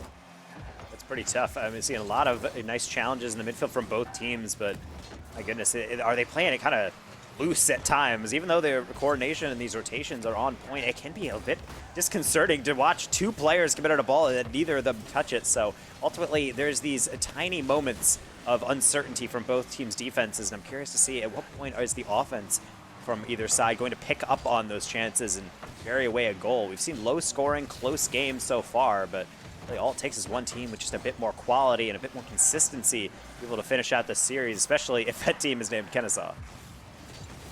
Yeah, very close games indeed. We're 1 goal difference all 3 games. And it's Kennesaw who are down right now, trying to just put the nail in this thing and not allow the game 5, not allow GMU to go to yet another game 5. Tesnos up high. Can't quite find it, and Bill is able to get it out of there. Putting off the backboard, Devin is able to read it and easily send it back away, try to chase it down. Don't know if they had anybody in the middle. Titanium is there, but can't get a solid touch. It just goes straight up in the air. Kennesaw State able to wrangle it in, move themselves onto the aggression, but only momentarily. Now it's the fight for midfield. Nobody really coming out on top so far over the past 30 seconds. Yeah, and then this is where you approach somewhat of a mid-game. Granted, it's only 1 minute remaining, so we're very much in the end game, you would say. But this is this type of play you typically see more where teams are still trying to figure each other out. Maybe there were some weaknesses, maybe there's some advantages from either side. But now, everything seems to have been countered. Now it's going to take something special, whether that comes in the form of some more passing plays or through some demo play to open things up. That's really what it's going to be taking, because right now these teams are dead even, but the scoreline is not. George Mason knows they just got to make sure that they keep this offense of Kennesaw at bay, and that is so tough to do when Tyro is going up that quickly. Not able to put that one through. Durfio on the follow, send up Tyro on the back post, and that one's off the bar. Dolo, can they be the savior? No. Devin, another clear out. Oh, GMU had done such a good job of slowing down the pace. Kennesaw State finally able to ramp it up, but they can't finish. They can't put it home. Now Tyro is desperate to get up there and barely gets enough, but all the while, each second ticking down works against Kennesaw State in their hope of closing this thing out right here, right now. George Mason University on track to send us to that game 5. Ball bouncing back at the 0-second mark. Jolo's up in the air for it. Durfield gets moved, and Devin just sends it all the way to the other side, ensuring a Game 4 victory. It's going to be one last game to determine which team remains undefeated and atop the Southeast 2 Conference. I mean, we're talking about, close margins. Pixels of difference between that goal going through from Tyro and it hitting off the bar and going so agonizingly close. That is devastating. If you're Kennesaw, you know you were that close to close out the series, but no. Now you got to go the entire distance. You got to run the full marathon, go to game 5 against George Mason, who has clawed one out in game number 4. And I guess naturally when we looked at the schedule, we thought we would get here, but this has been a very strange path on the Pathfinder that we've taken to actually get to this point. It's true. It's true. Somehow our GPS led us this awkward direction that we weren't expecting. But you know what? I'm loving it. We got to see some sights along the way, and namely that came in the form of Mason really pulling their way back into this. I mean, they were down 13-5 in shots in game 1. The relentless aggression from Kennesaw seemed overwhelming, and somehow what we saw in the last minute and a half of game 4 was George Mason able to control the pace of this game to such a degree to slow it down to their style. Almost had an opening goal there early here in this 5th and deciding game 5. And so not technically a reverse sweep, but it has that semblance because George Mason can potentially get that second straight win to be on the brink of defeat and then be able to snatch out a victory. But Kennesaw State, there are no slouches. They're very much in that game. They had more than enough shots in game number 4. Trying to replicate that effort with a bit more success here. We're seeing some demos finally ring in, and that's something that I honestly would love to see a bit more of from both teams. When the rotation's too good on the defense, maybe send one to the graveyard could be your solution. Devin trying to do that, but unfortunately using all their boost for it, and gonna give it away to Dola. Who had plenty to scream down the field with. Does get it stolen. Then there you go. Titanium is granting your request. Picks up 1 demo. Not highly impactful, maybe just enough to throw the rhythm off. And this is a battle for possession right now. And Dolo is going to win the 50 at midfield. That could be the difference maker. No, doesn't get a solid enough touch forward. And this is a fight to even get a shot on. Every shot on goal here seems extremely well earned and hard fought for. That's why you got to mix in that solo play because the rotations are wide. Look at the double tap from Devin. It went on target, but it's going to hit the post instead. Dolo tapping that one around. Longer cleared through. Titanium takes time. They're pay for it. That's happened before, but it will not be punished this time. Devin is the savior in back, and coast to coast, this ball will roll yet again as possession is changing hands just so quickly here in this final match. Devin had to go over Dolo to make that save. I thought Dolo was going to get the redirect for sure, and Devin just absolutely outpaces him. What an important save. This has all the markings of a 1-0 finish that I've seen so far. Now, these two teams seem to be able to change on a dime as far as the pacing at which they play. Kennesaw State definitely seem to thrive more in the high aggression, fast pace. GMU a little bit more, I don't want to say calculated, that's not the right word, but tend to seem to like play to more organized, a little bit slower play style. And right now, I feel like they're winning out in that play style. I feel like they are the ones setting and dictating what we are seeing, the tempo on screen, and Tesnos has a good look there, but opts for that near post. Durfield was close enough to it. Also gets a great touch on the other end. Double commit comes in from GMU just to deny another shot, but Dolo is right there. The aggression starting to mount. Kennesaw State are building this one up, and a big whiff to open things up. Devin now going to go up to the sky just to run away with this ball, force it down into the net. All 3 people there, and Kennesaw State hang on. lot of commotion, a lot of panic on both teams, bumping around the midfield as Kennesaw having been really a vision of, I would say, coordination for the most part. A lot of cohesive rotations earlier on are starting to succumb to a lot more panic touches simply just because GMU has been taking a page out of their book. They're slowly trying to lob these passes forward, look for these passing plays, these awkward intermixing of solo plays to bait in challenges. I don't know if Kennesaw really understands how to counter it quite yet. Granted, you mentioned they have had a more controlled, more patient build-up, but until they actually can break through the defense, that's not really going to benefit them, especially if GMU continues to have the majority of the shots on this game. Kennesaw still at least in the fight in that regard, but still no clear possession here, and that's paying out. You said it has the markings of 1-goal game. We're still waiting for that first goal. And now there's right at a minute left. Oh, that one thought was it. Tyro almost had it. That was so close. Good defense to sit it aside. Here comes the other way. Tesnos is looking at it, drives right past it, doesn't even need the extra touch. It is Devin who gets credited for the goal. Was there some contact here? Okay, it was, yep, Devin coming through. And the NACE 50 challenge is able to dunk it home. I thought Tesnos might have had some contact there on the defense. But nah, it was Devin. It was a solo play that wins it out. Yeah, you never want to play reactive. You always play predictive. Devin going for that touch, not to be able to score, but simply just to block that clear. And sometimes it doesn't just block it, it will go straight in. That's a great goal for GMU, just a pure hustle play.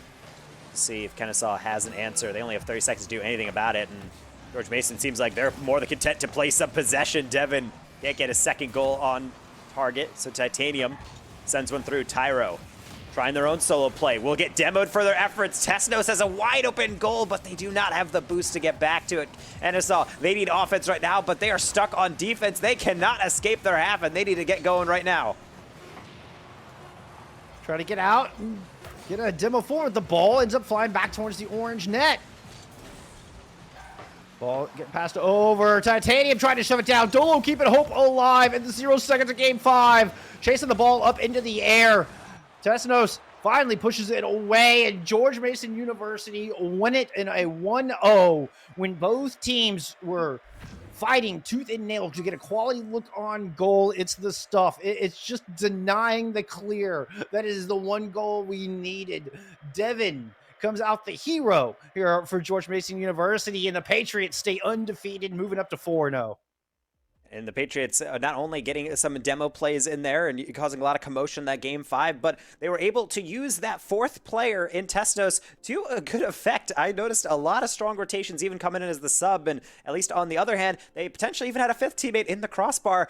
Lot of nice saves by that framework going on to that other opponent on Kennesaw. They're so close. Tyro, I think, alone has hit the crossbar about 3 times that series. So this shows execution when you only have about 3, 4, 5 shots a game for your entire team, and some of them are just barely missing. That can be really the difference. It is a 1-goal game, as predicted by you earlier on, and those are the margins you're dealing with at this level of play.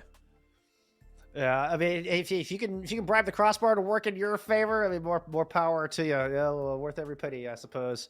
GMU, it was looking dicey at first. Some wonderful adjustments throughout the series, and it was quite. I mean, we just saw Kennesaw's shot total go down and down and down as the series went on, and George Mason U able to take advantage when it got in the nitty gritty. They rise above the pack and stand alone on top of the mountain right now in that Southeast 2 division. And that's a great thing to be able to take forward, especially because that was a way to kind of challenge adversity. They were down in that series. They were really struggling for quite some time. There's some games in which they were basically trapped on their half for about 30, 45 seconds. But like all good teams, they adapted, they overcame, and were able to take out a pretty clean victory at the end, locking down that other team on offense. So I like to see it from George Mason. Naturally, that's the team that got farther in the bracket in CRL, but they're also showing off that depth. Good job, Tesno. Shout out to the sub coming in the last second, really, as we're communicating with our production and getting them on stream and getting a victory. Well, and you were telling me that J.K. Madness is really kind of the player that was absent from the pitch today, is really their star player, their big playmaker. So for them to look as good as they did and be able to find their rhythm as the series went on with Tesnos in there, yeah, I think speaks absolute volumes. Impressive showing all around. Yeah, really well done. And I just love to see it from both sides. But granted, of course, week 4, plenty of weeks to play for, and I'm sure Kennesaw State will be looking to get some revenge in the future here. But at least speaking for us in the present, we're done here with Collegiate Rocket League. We will be moving on to Overwatch just a little bit after this break. But Bullskunk, was an absolute pleasure to borrow you from the usual Overwatch broadcast for joining me today for Collegiate Rocket League. And we had a good series of games, I believe, to entertain you during your stay.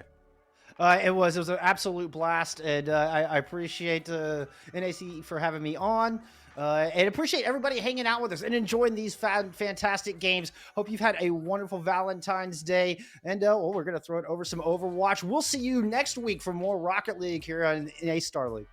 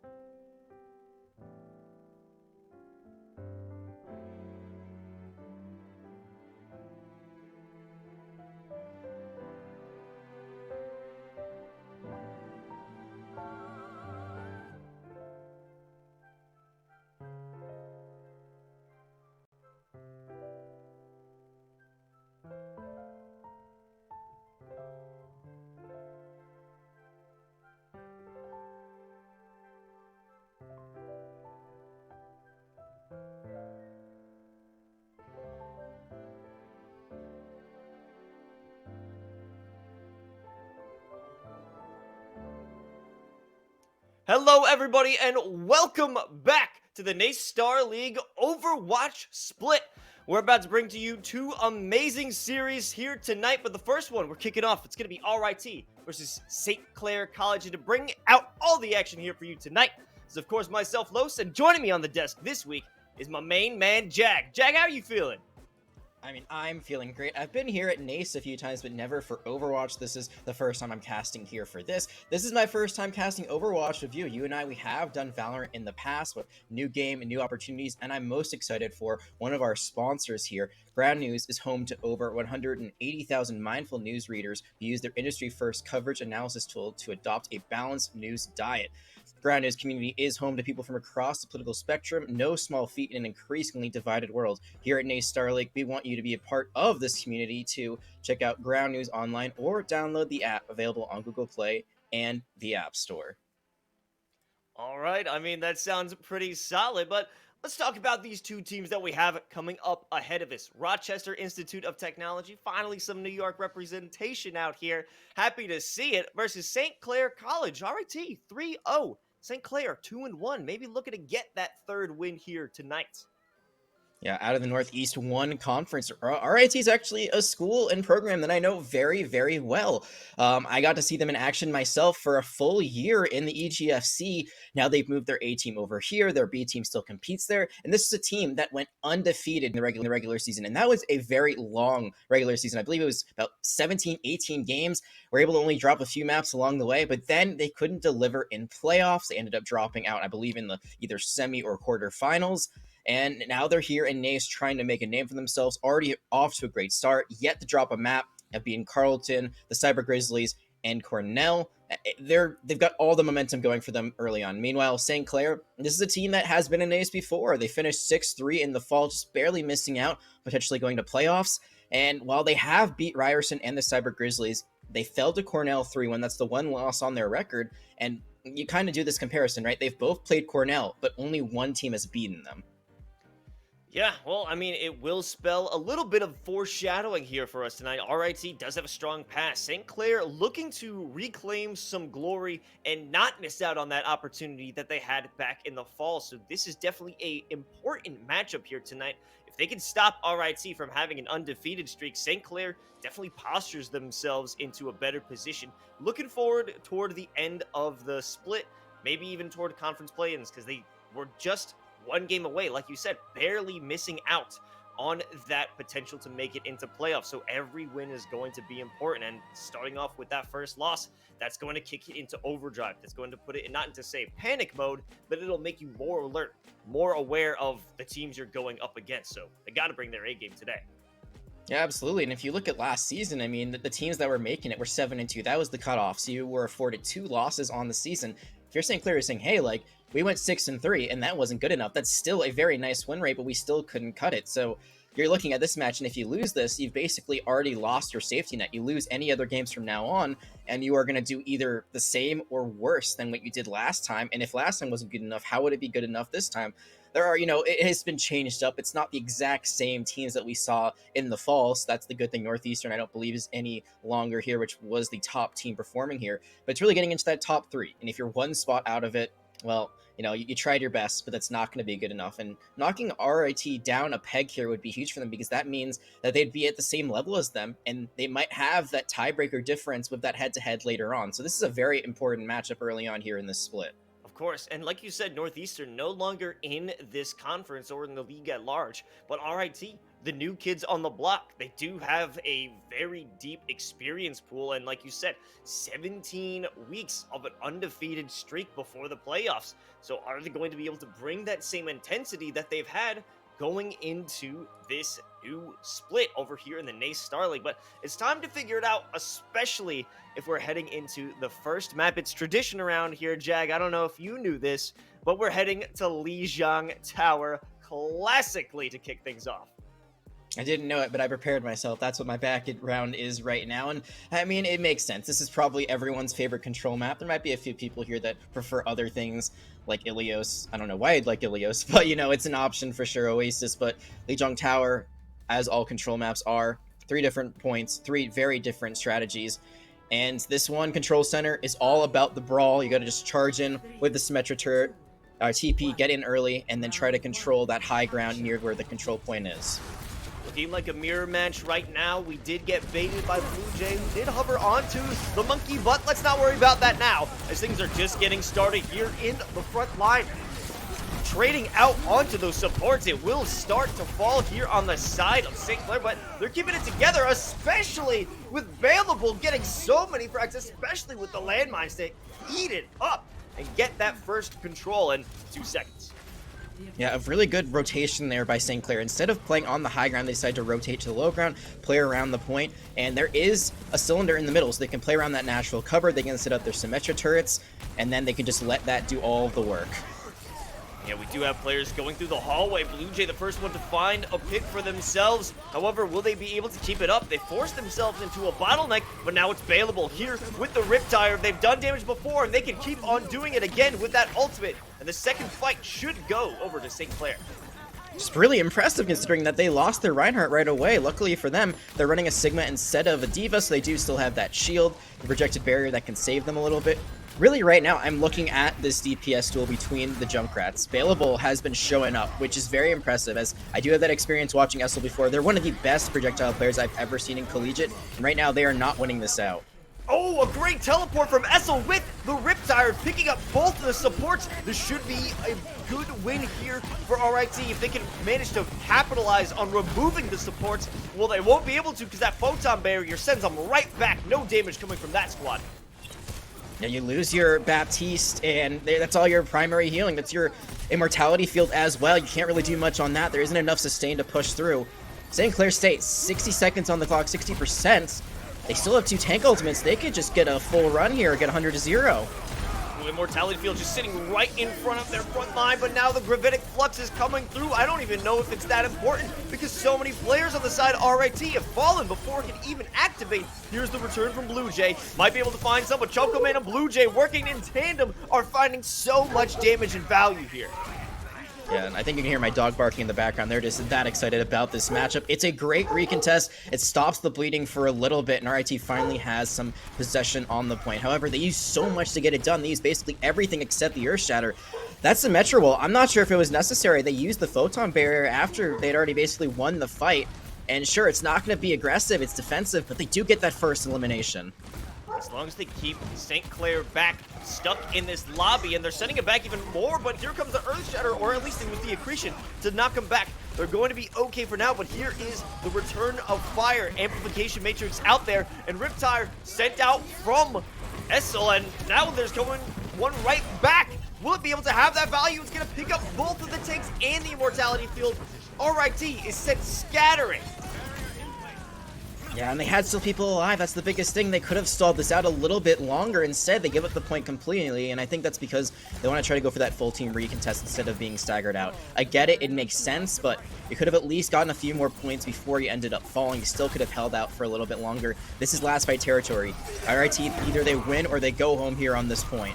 There's the Earth Shatter, doesn't find the value they were looking for, but it backs him off, and that will be the first 2 kills going over for RIT. Trying to stop it, trying to stall on the point. They may not be able to find it. Cheesy does go down, and it looks like it should be a return of control for RIT. They get that, so it's a gamble to not stagger or not stall out on that. Instead, they back up. They do get the recontest they want. They get a pretty nice early, easy fight, but they do commit ultimates once more. They will still have a few to work with here. Looks like they'll have 3 in the bank when all is said and done. With St. Clair, they are starting to get a little bit of an arsenal of themselves. 3 right now, looking like almost 4. It's getting down to the wire where honestly anyone could win out this point. Oh, that's a huge Gravitic Flux. It will force out the sound barrier, but it rightfully so. Here comes the Photon Barrier to give more cover out for St. Clair. A return of Fire with the Gravitic finds 2, and that should be a full defense there for RIT. It is a full defense. They get a really nice elimination. Can they get the Sigma? They do. They don't lose Blue Jay. That was the biggest concern.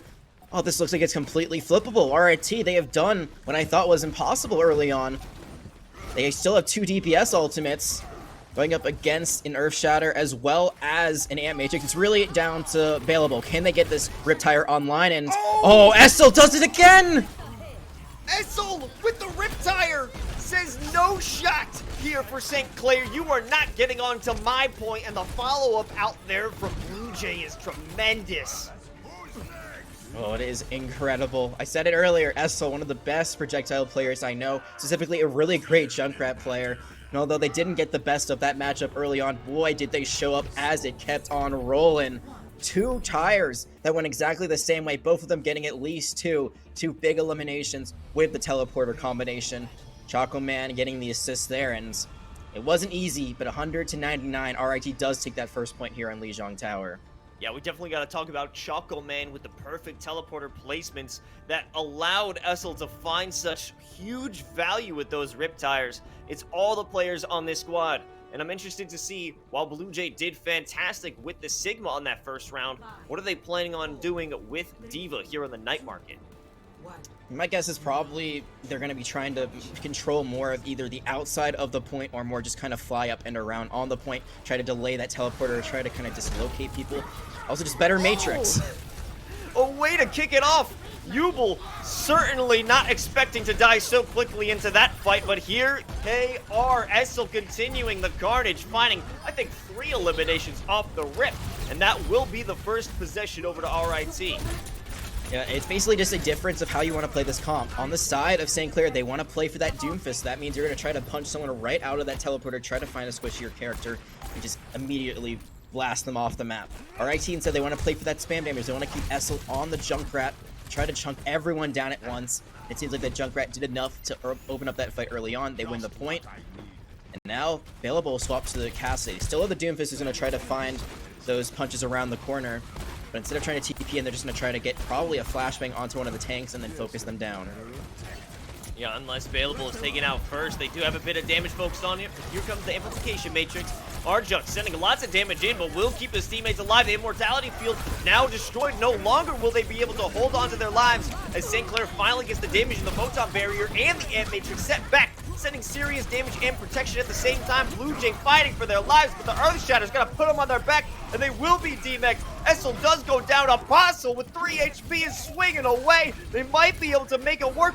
Stuck in the trap. Blue Jay locks them down with the ultimate. Oh my god, it's not over yet. They're gonna be clearing it off and maybe holding on to this for a little while longer. They don't hold on to it, they win the fight, and I mean, we expected that 1 kill to come onto the Pilot D.Va. Cheesy was unfortunately in no man's land there, but the fact they got 2, that completely swapped things around. Essel, they're the ones the assist there. Wow, I can't believe they won that, but that's the power of the Symmetra there. You leave the teleporter up, it's just free real estate, it's free re-entry, and they're able to get back onto that point very easily because of it. Oh, you see that teleporter. I think there's some funny business that's about to go down with that one. If they don't destroy it, well, they will focus it down. But there is the Earth Shatter there to pick it up instead while they're distracted, taking out the other piece of utility. Here is G-Scales. With the Meteor Strike, it doesn't find anyone, but they do have the space created to try and contest and continue to fight on the objective. Here comes Cheesy, sending out the rockets, pushing away the supports, and actually locking it down with that defense matrix. They might be able to keep it going if Choco Man is able to be eliminated at this point, but the Photon Barrier, maybe to save their own lives, not in a great position here. Riptire comes through, can it find it? It finds 3! Essel does it again! And this round in particular, is not going to be nearly as contested. It's undisputed. RIT are going to take this map here. 100-0, 2-0. Wow, what a first map here that we got, Los. Oh my god, Jag, I can't believe it. It really just came down to a series of amazing plays from everyone on the side of RIT. But you got to give it up for Essel with all those great plays. But here's another Riptire from Available, which actually was quite huge, taking out the Immortality Field in both tanks. That was their main piece of attack there, trying to hold on to that objective. But we gotta talk about RIT. They're killing it right now. It feels like, you know, I'm seeing an old friend that I haven't seen in a long time. This is a team that I got to cast for an entire year. And while there are some new names, particularly on the support line, I mean, the tanks, the DPS, it is the same 4 that I got to see throughout all of 2020 and 2021. So I'm not shocked that they're doing this well early on. I was a little worried, you know, early on. It seems like Control Center was just kind of out of their reach, but they brought it back. This is a team that does not stop fighting. And I like that the only adjustment they had really to their comp was the Diva instead of the Sigma. I think it makes a lot of sense on Night Market instead, because there's a lot less, I would say, just battles you're fighting up front. A lot of it is more on the side, or if it is an upfront battle, if you are kind of going toe-to-toe with the Reinhardts, there's still going to be that natural cover that you might not have on like you would on Control Center. Or that you would have, excuse me, on Night Market, unlike Control Center. So the Diva, it makes a lot of sense. They just have that Junkrat. They just keep putting in the spam damage. Symmetra continues to teleport them, and they're onto the point, or like you said, they were trying to go for that cheeky teleport shatter. It just seems like the entire team was in sync, no matter where they were, whether they were down or they were up 99-0. Yeah, I mean, this team fully in sync, and I'm excited to see how they continue to put on this pressure, because we're heading over to Kings Row for map 2, and RIT going to be back on the defense, and that's something we've seen them work very well. Once they had control of that Night Market objective, they did not let go of it for a second. 99 or 100-0 there. So I think I also want to talk about Choco Man. You know, we talked a lot about Essel. I think we definitely talked about their tank Blue Jay, their off-tank Blue Jay, who had great positioning, and especially with that one self-destruct capturing players stuck in the bear trap. It was just an insane moment. But Choco Man having that ability to put down those photon barriers, create the safety net for their squad as they gunned down the rest of St. Clair's. It was just a great play all around. Yeah, in Symmetra, you know, she used to be a support character, now DPS. A lot of people kind of don't realize that her kit really is still based around supporting her teammates. She can run and gun, she can charge up on enemy shields, or just by damaging them, and she can become the microwave and just melt people instantly. But she still is really good at just assisting everyone else on her team. So Choco Man being able to play a little bit more of a supportive role there, still getting the damage done, still getting the team where they need to be. Now they get to play much more of that traditional damage dealer, going to the Cassidy. And this map choice makes sense on both teams for me, honestly. It didn't really seem like any team is getting the better of the Reinhardt battle. It was going a little bit more the way of RIT. But Apostle looks really good on the Rhine, and I think that's exactly why they want to go to Kings Row here. It's the traditional home of Reinhardt. Well, let's see if they got the home field advantage right now. It's actually a backed off play here by RIT, starting it off well, I think I already know the vibes. They're going to try and capture someone off with Essel's wall, and that will be the first move. Immortality Field already popped, but it won't be enough because Pepper is knocking down 2, and they're going out for more, and that's going to be a forced retreat from St. Clair.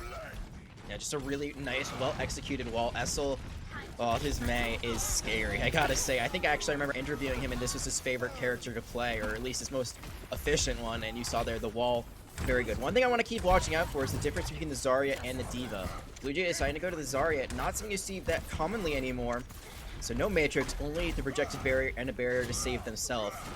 They get caught out with a wall that comes out on the other side from Scales. It could be very, very dangerous. They won't have the flight ability that Diva has with their boosters.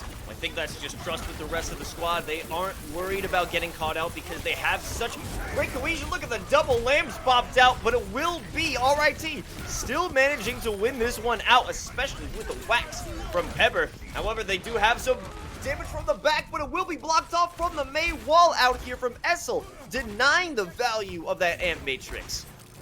Yeah, and that's a great play, blocking off that extra damage. I mean, there's still point presence, and they have a better spawn, but then they lose. Oh, they lose their Cassidy. They didn't have a Zarya or a Baptiste through most of this, and yet somehow it looks like they are going to be able to come out on top, or at least be able to stop the push for just a little bit. And Choco Man now has the Deadeye.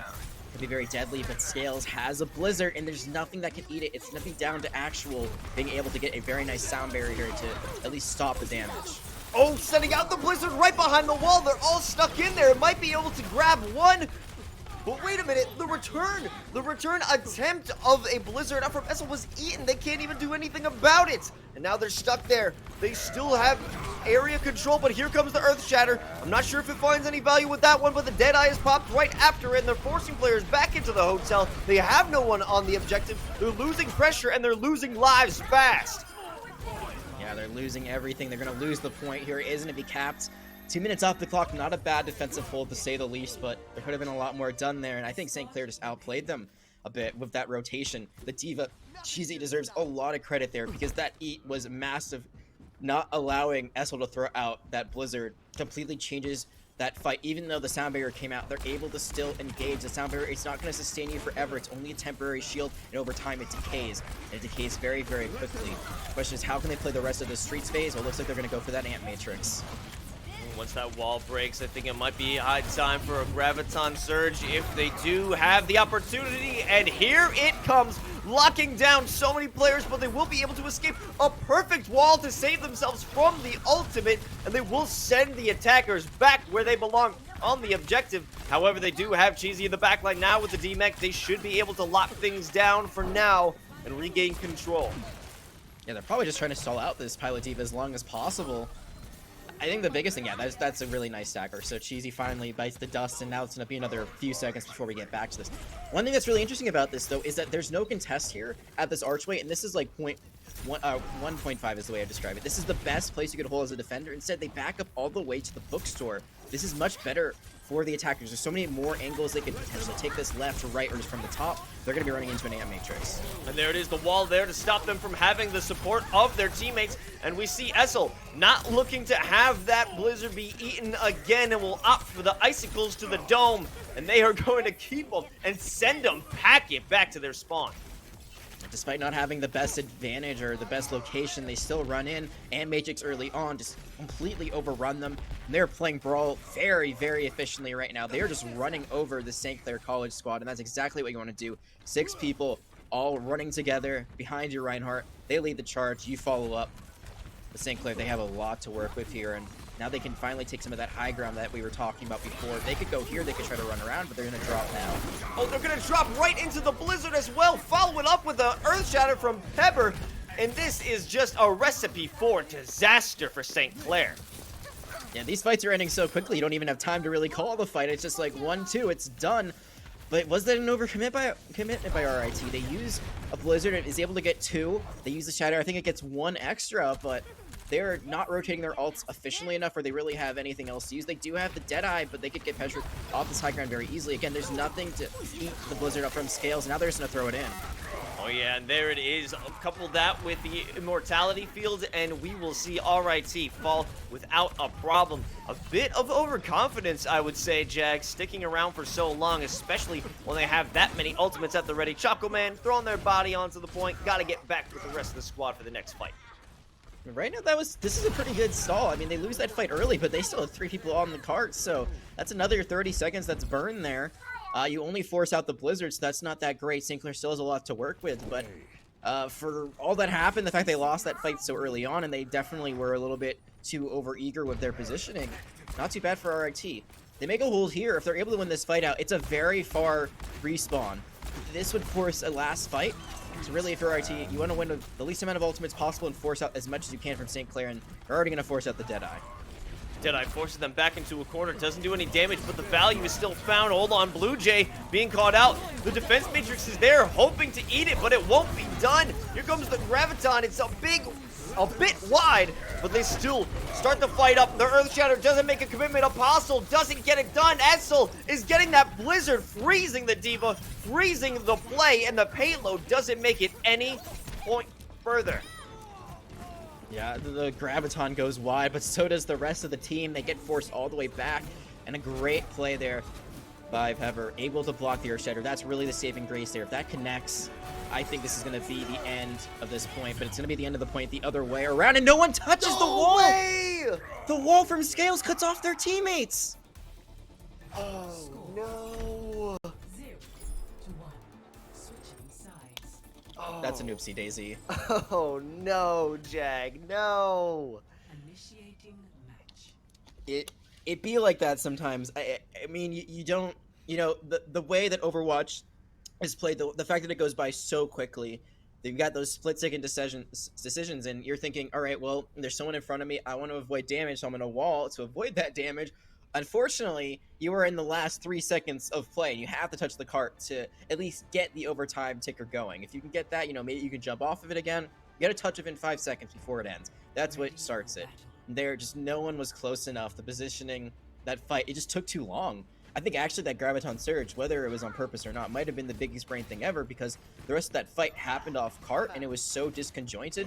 The last member that fell of St. Clair wasn't even there when those last few seconds were counting down.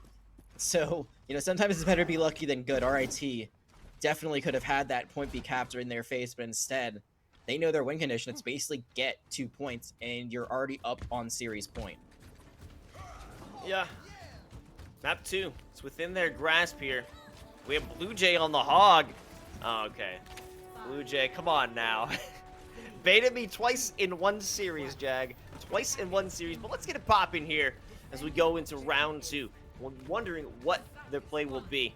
Choco Man out with the teleporters. It's got to be a quick one. And are they headed up for the tower? Oh, Doomfist is about to unleash the pain once they drop. Oh, Pepper, no! Essel falls so quickly, and Pepper soon to follow. Choco Man does manage to do some damage themselves, but while they are stuck in this corner, I think they can actually hit back. The turrets are there. They're dealing damage that they weren't expecting to receive on the side of St. Clair, and May does go down, but I don't know if they can find any more value than that. Besides, Cheesy actually does get DMAX. Blue Jay raining down lasers from the top rope, bring it at the full charge, and now Lucio's feeling the pain, and so is the rest of St. Clair. I don't even know how that happened. It was a really poor engagement from RIT. They dropped, but they tried to go for a punch charge combination. They kind of missed both, and they lose Essel early on, but Choco Man, once again, the saving grace, able to get a lot of charge on the Symmetra, able to unleash the microwave. Blue Jay also has a very high charge right now, and they just melt everyone down, and as an attacker there on the first point, you're going to have just such a respawn advantage. They're able to sustain, they're able to hold on to the members they had, run back in when they have a full squad, and now they've got an Ant Matrix to run into.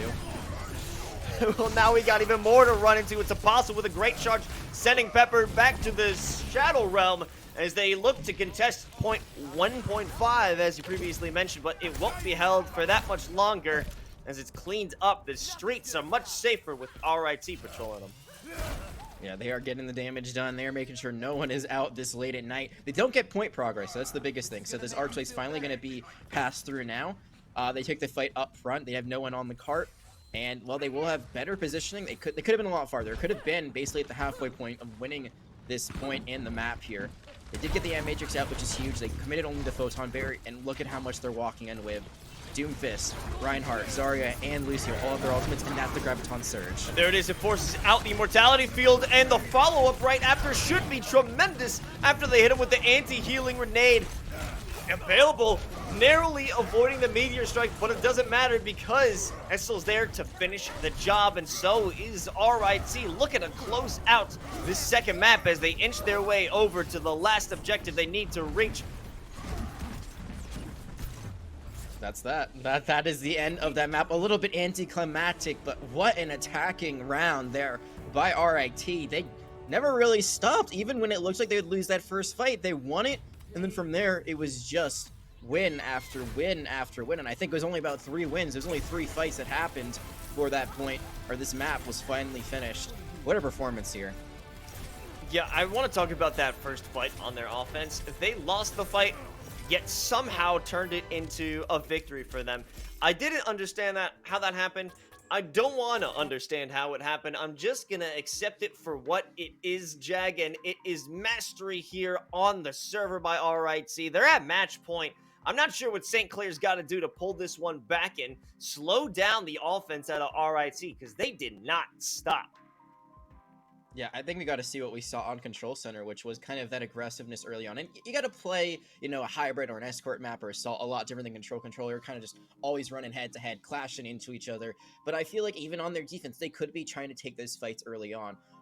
They were definitely caught off guard by the Symmetra Doomfist play that they tried to run on the side of RIT, which you really can't prepare for. But I think once you see that teleporter and you see not everyone taking it, you just got to focus whoever is, the lone soldier who's left behind. Instead, they kind of just try to play for when the Rhine drops. It does look like it's going to work out, but they don't cleanly finish up the fight. They get too early on, but they let people live. They let them get charged up, and their tanks just fall so low. And once that happens, there's not enough healing in the world that can save them, unfortunately, especially with the respawns. And on attack, I would say the same thing. You saw RIT took very aggressive positioning on their attacking round. You saw that after they capped the first point, they basically ran all the way onto the second point, the streets phase, and just kept rolling on through despite not getting any cart progress. I was kind of, chastising it a little bit, but it worked out. They created the space and they built up the ultimates because of that let them go through the rest of the map pretty much unharmed. Yeah, it was that buildup of ultimates that allowed them to just cruise through into the finale of the map. They had so many resources available. All the utility from those ultimates made it that much smoother for them to find victory in the end. And well, we'll see if they can find victory in this third map. We're heading over to Rialto, and of course, RT back on the defense, starting this one off. Let's see what they could do here in Italy. And I think we're finally going to be in for a switch at tanks, and it looks like that's what we're going to be getting. This is the home of Double Shield. I'm very intrigued to see if RIT actually does run this pirate ship with the Bastion. Definitely puts in a lot of damage. Bastion just kind of is aim, no brain. But, man, I mean, the DPS he puts out is incredible. No Mercy, though, to protect him. So they are going to go with this. Very, very interesting. So there's no Mercy damage boost them. Actually, we're probably going to have to commit the lamp to try to save them. St. Clair, they might have the perfect composition for this, or at least I really like the Pharah that they had. Instead, you're going to be going with an Ashe. It's a bit of a hybrid dive comp. It's the double bubble. They're going to have to try to jump on top of this pirate ship, though, and try to get something done. Oh, yeah, they have bunkered down over on the high ground at that moment. Essel being a nuisance for sure. Whoa, are they already going to be able to de-mech Cheesy? I mean, Bailable already goes down along with Arjunk. They are lighting up the scene here. Will be a resurrection. I'm not sure if that's even going to be necessary, but they need to figure out how the heck to get out of their spawn, Jack. Yeah, this spawn, it's very hard to get out of. Cheesy goes to the Roadhog, probably going to be looking for that hook. And I figured out why they're running the Zen on the side of RIT. It's basically to pocket this Tracer. That orb is going to be on them all the time, so they'll always have a heal source. And it makes sense. It's really smart. They just have to be really careful about the rotation that's going to be coming up on them. And oh, does not get halted into the water. That could have been really bad. Available, getting the upper hand, but not finding the damage they're looking for. But it will be RIT sending Cheesy into the briny deep with a good halt. And the right side is going to be their alley, their avenue of success, but taking down the wrong street, Jag. I don't know what they're trying to do here. Yeah, it's going to be really tricky. They could try to have the Echo fly up behind. I think it's the best play, but they're always going to be found out. Instead, they're actually going to abandon the cart completely and try to just go all the way around on the point. That's fine with them. They're going to leave Essel on the cart, but finally, Cheesy's able to hit the hook, and that might be the first crack in the armor right now of RIT. Yeah, Essel was that one keeper. The constant pressure over on their side of the bridge, and now we do find more damage. Now we're finding some kills, some elims on the side of St. Clair. They should be able to at least move this cart a little further down the area. Yeah, and it's a nice hole by RIT. They burn about 2 minutes off the clock, but St. Clair, they figured out how to beat this. They figured out how to get around it. RIT, they're not going to have that luxury of being able to set up in a position that's really advantageous to them. Pulse Bomb comes out. It's going to miss. That'd be huge if they got the Mercy. They get nothing there. And now RIT, they got to figure out where do we play this Bastion, because it seems like St. Clair has figured out, hey, we're just going to run our Echo behind them and try to catch them out. Yeah, they have to find the best vantage point, but Cheesy's got a good one themselves. If they landed that hook, could have been crucial. The halt pulls them back for more damage, and now we have Apostle dropping the mines right onto their damage dealers. Do have them. Choco Man sends out the ultimate, but doesn't find anything, and that tank gets busted. And they will still fall at the hands of a very aggressive and very successful St. Clair. Yeah, I think it's time to swap off the Bastion. There it is. Chocoman going to go now to the Cassidy. Double shield. It's really hard to play into this Wrecking Ball comp, honestly, unless you commit everything to them, use the halt and the accretion, really melt them down everything that you've got. There is some of Be Alive and just a nuisance in your backline, which lets the Echo Mercy just kind of fly free. Scales is playing a lot more. Oh, that's a double kill in the backline. No. That's huge. So that's going to set you back even further. But it just allows Scales to kind of do their thing from the cart, just be putting in that long range damage. Alright, so they've really got to figure out something here, and I think, that helps, but you're still down your supports. I think positioning is really key now. Just don't let the Roadhog, get in a position where they can hook the squishy. Yeah, at this point, I do believe they're all focused on just moving that payload up ahead. They don't want to get caught out, just like Essel was found. We were just talking about not wanting to be found out by Cheesy. That's exactly what Essel did. He dodged the accretion, keeps the whole hog going, and it's going on long enough to have that pressure to force the rest of RIT around the corner. Finally, they have a response. The Gravitic Flux takes down and starts off that return of fire. St. Clair backing off, only 3 players left alive. They're going to try and preserve their lives as long as they can. Yeah, it's like finally they're able to get a hold. Okay, that's so funny. They're finally able to get a hold there. It looks like Roadhog was trying to take one with them. Cheesy wasn't able to get the hook though, unfortunately. And it was really bad because they lost the supports really early on. I mean, both of them have their ultimates. The Transcendence was offline. But being able to avoid that whole hog, being able to hit the Gravitic Flux afterwards and just get everyone in that small room, really, really great plays there by Blue Jay. They got to hold out for a little bit longer. Oh, and there is that amplification matrix from the second floor dealing so much damage. And finally, Essel back in action as being a harasser in the back lines of St. Clair. Slows the play, makes them rethink what they're going to do. Yeah, and you can't really break this hold the same way that you could previously. There's only one real way in, and that's either going underneath where they are or trying to go around. Same still location, you know, you're still going to be walking the same pathway. I guess you could also go top right. None of them are very great for you. Previously, you could go all the way behind. That's not really an option here unless you try to force the cart, which is what it looks like Apostle is trying to do. But they might not be long for this world. Choco Man finds one. Dude almost takes some damage, but that barrier is there to keep him alive. Now, St. Clair needs to figure out a new strategy. They are constantly fighting across the river, but all this stalling, all this gunfire back and forth is getting them no ground here. Yeah, I think instead of trying to have Apostle force the cart, have them rotate up and then boop them through the window. Have them force to the cart or force off the high ground. That would be huge. That would let you just throw in maybe the Bob, maybe try to go for a duplicate or just a nano, but you really only need one ultimate there to clean that up after they're displaced.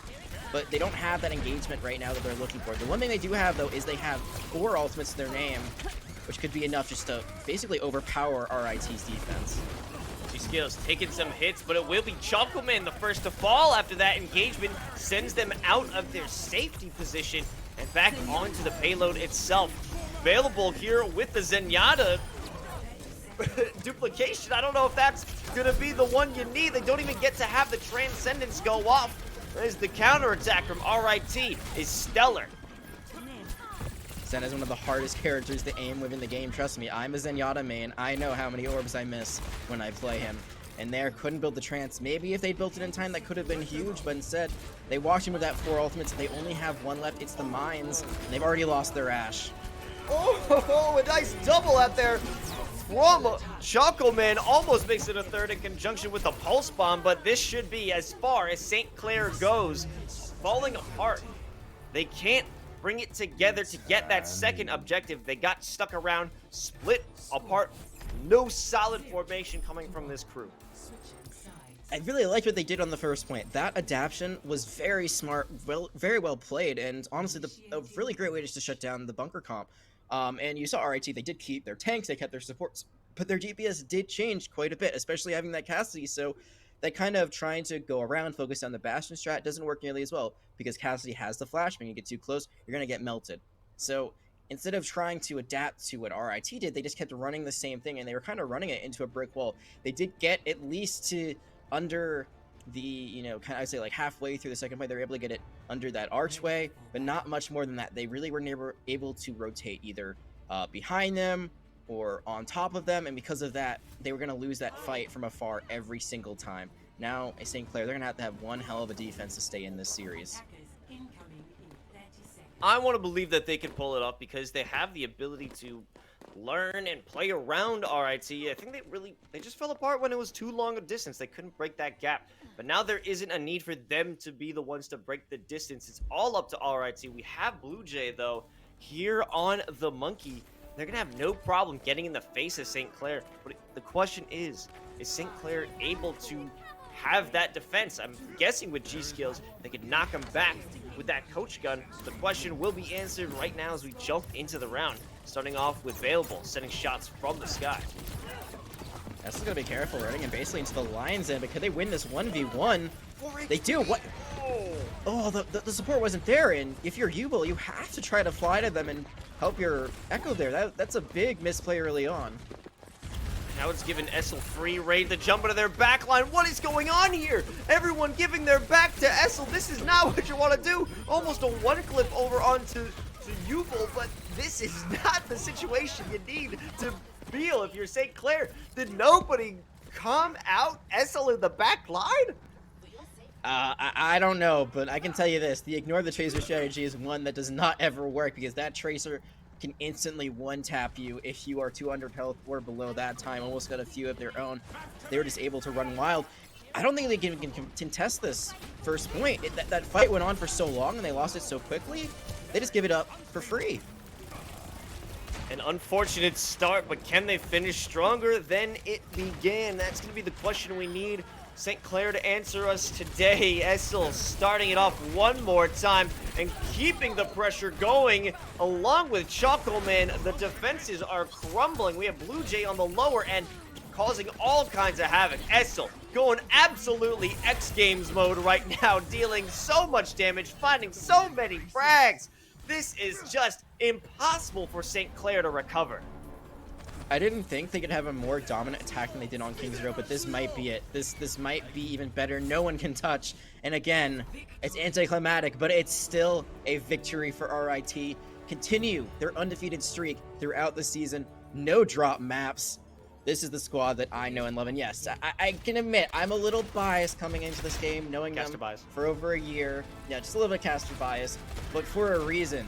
This is how good they can be. This is, a new tournament for them, a new audience. NACE has not seen them before. There's a lot of big names in this tournament. Bay State, Harrisburg, put RIT on that map because they can be very impressive and one of the top contenders going forward. Yeah, I absolutely believe so. I mean, they've demonstrated superior strength here in their conference today. St. Clair, while they were able to find some bits of success, here and there on their defensive Rialto, it was pretty solid up to a point on their on their plays on Lijiang Tower. They had some good amounts of aggression, especially on Control Center, but overall, it was RIT who came through with just an incredible performance, and I'm looking forward to seeing them with the top dogs in this league. But we'll jump in to some more top Overwatch action as we head over to our second series of the night right after this break. Don't go anywhere, folks. We will be back soon.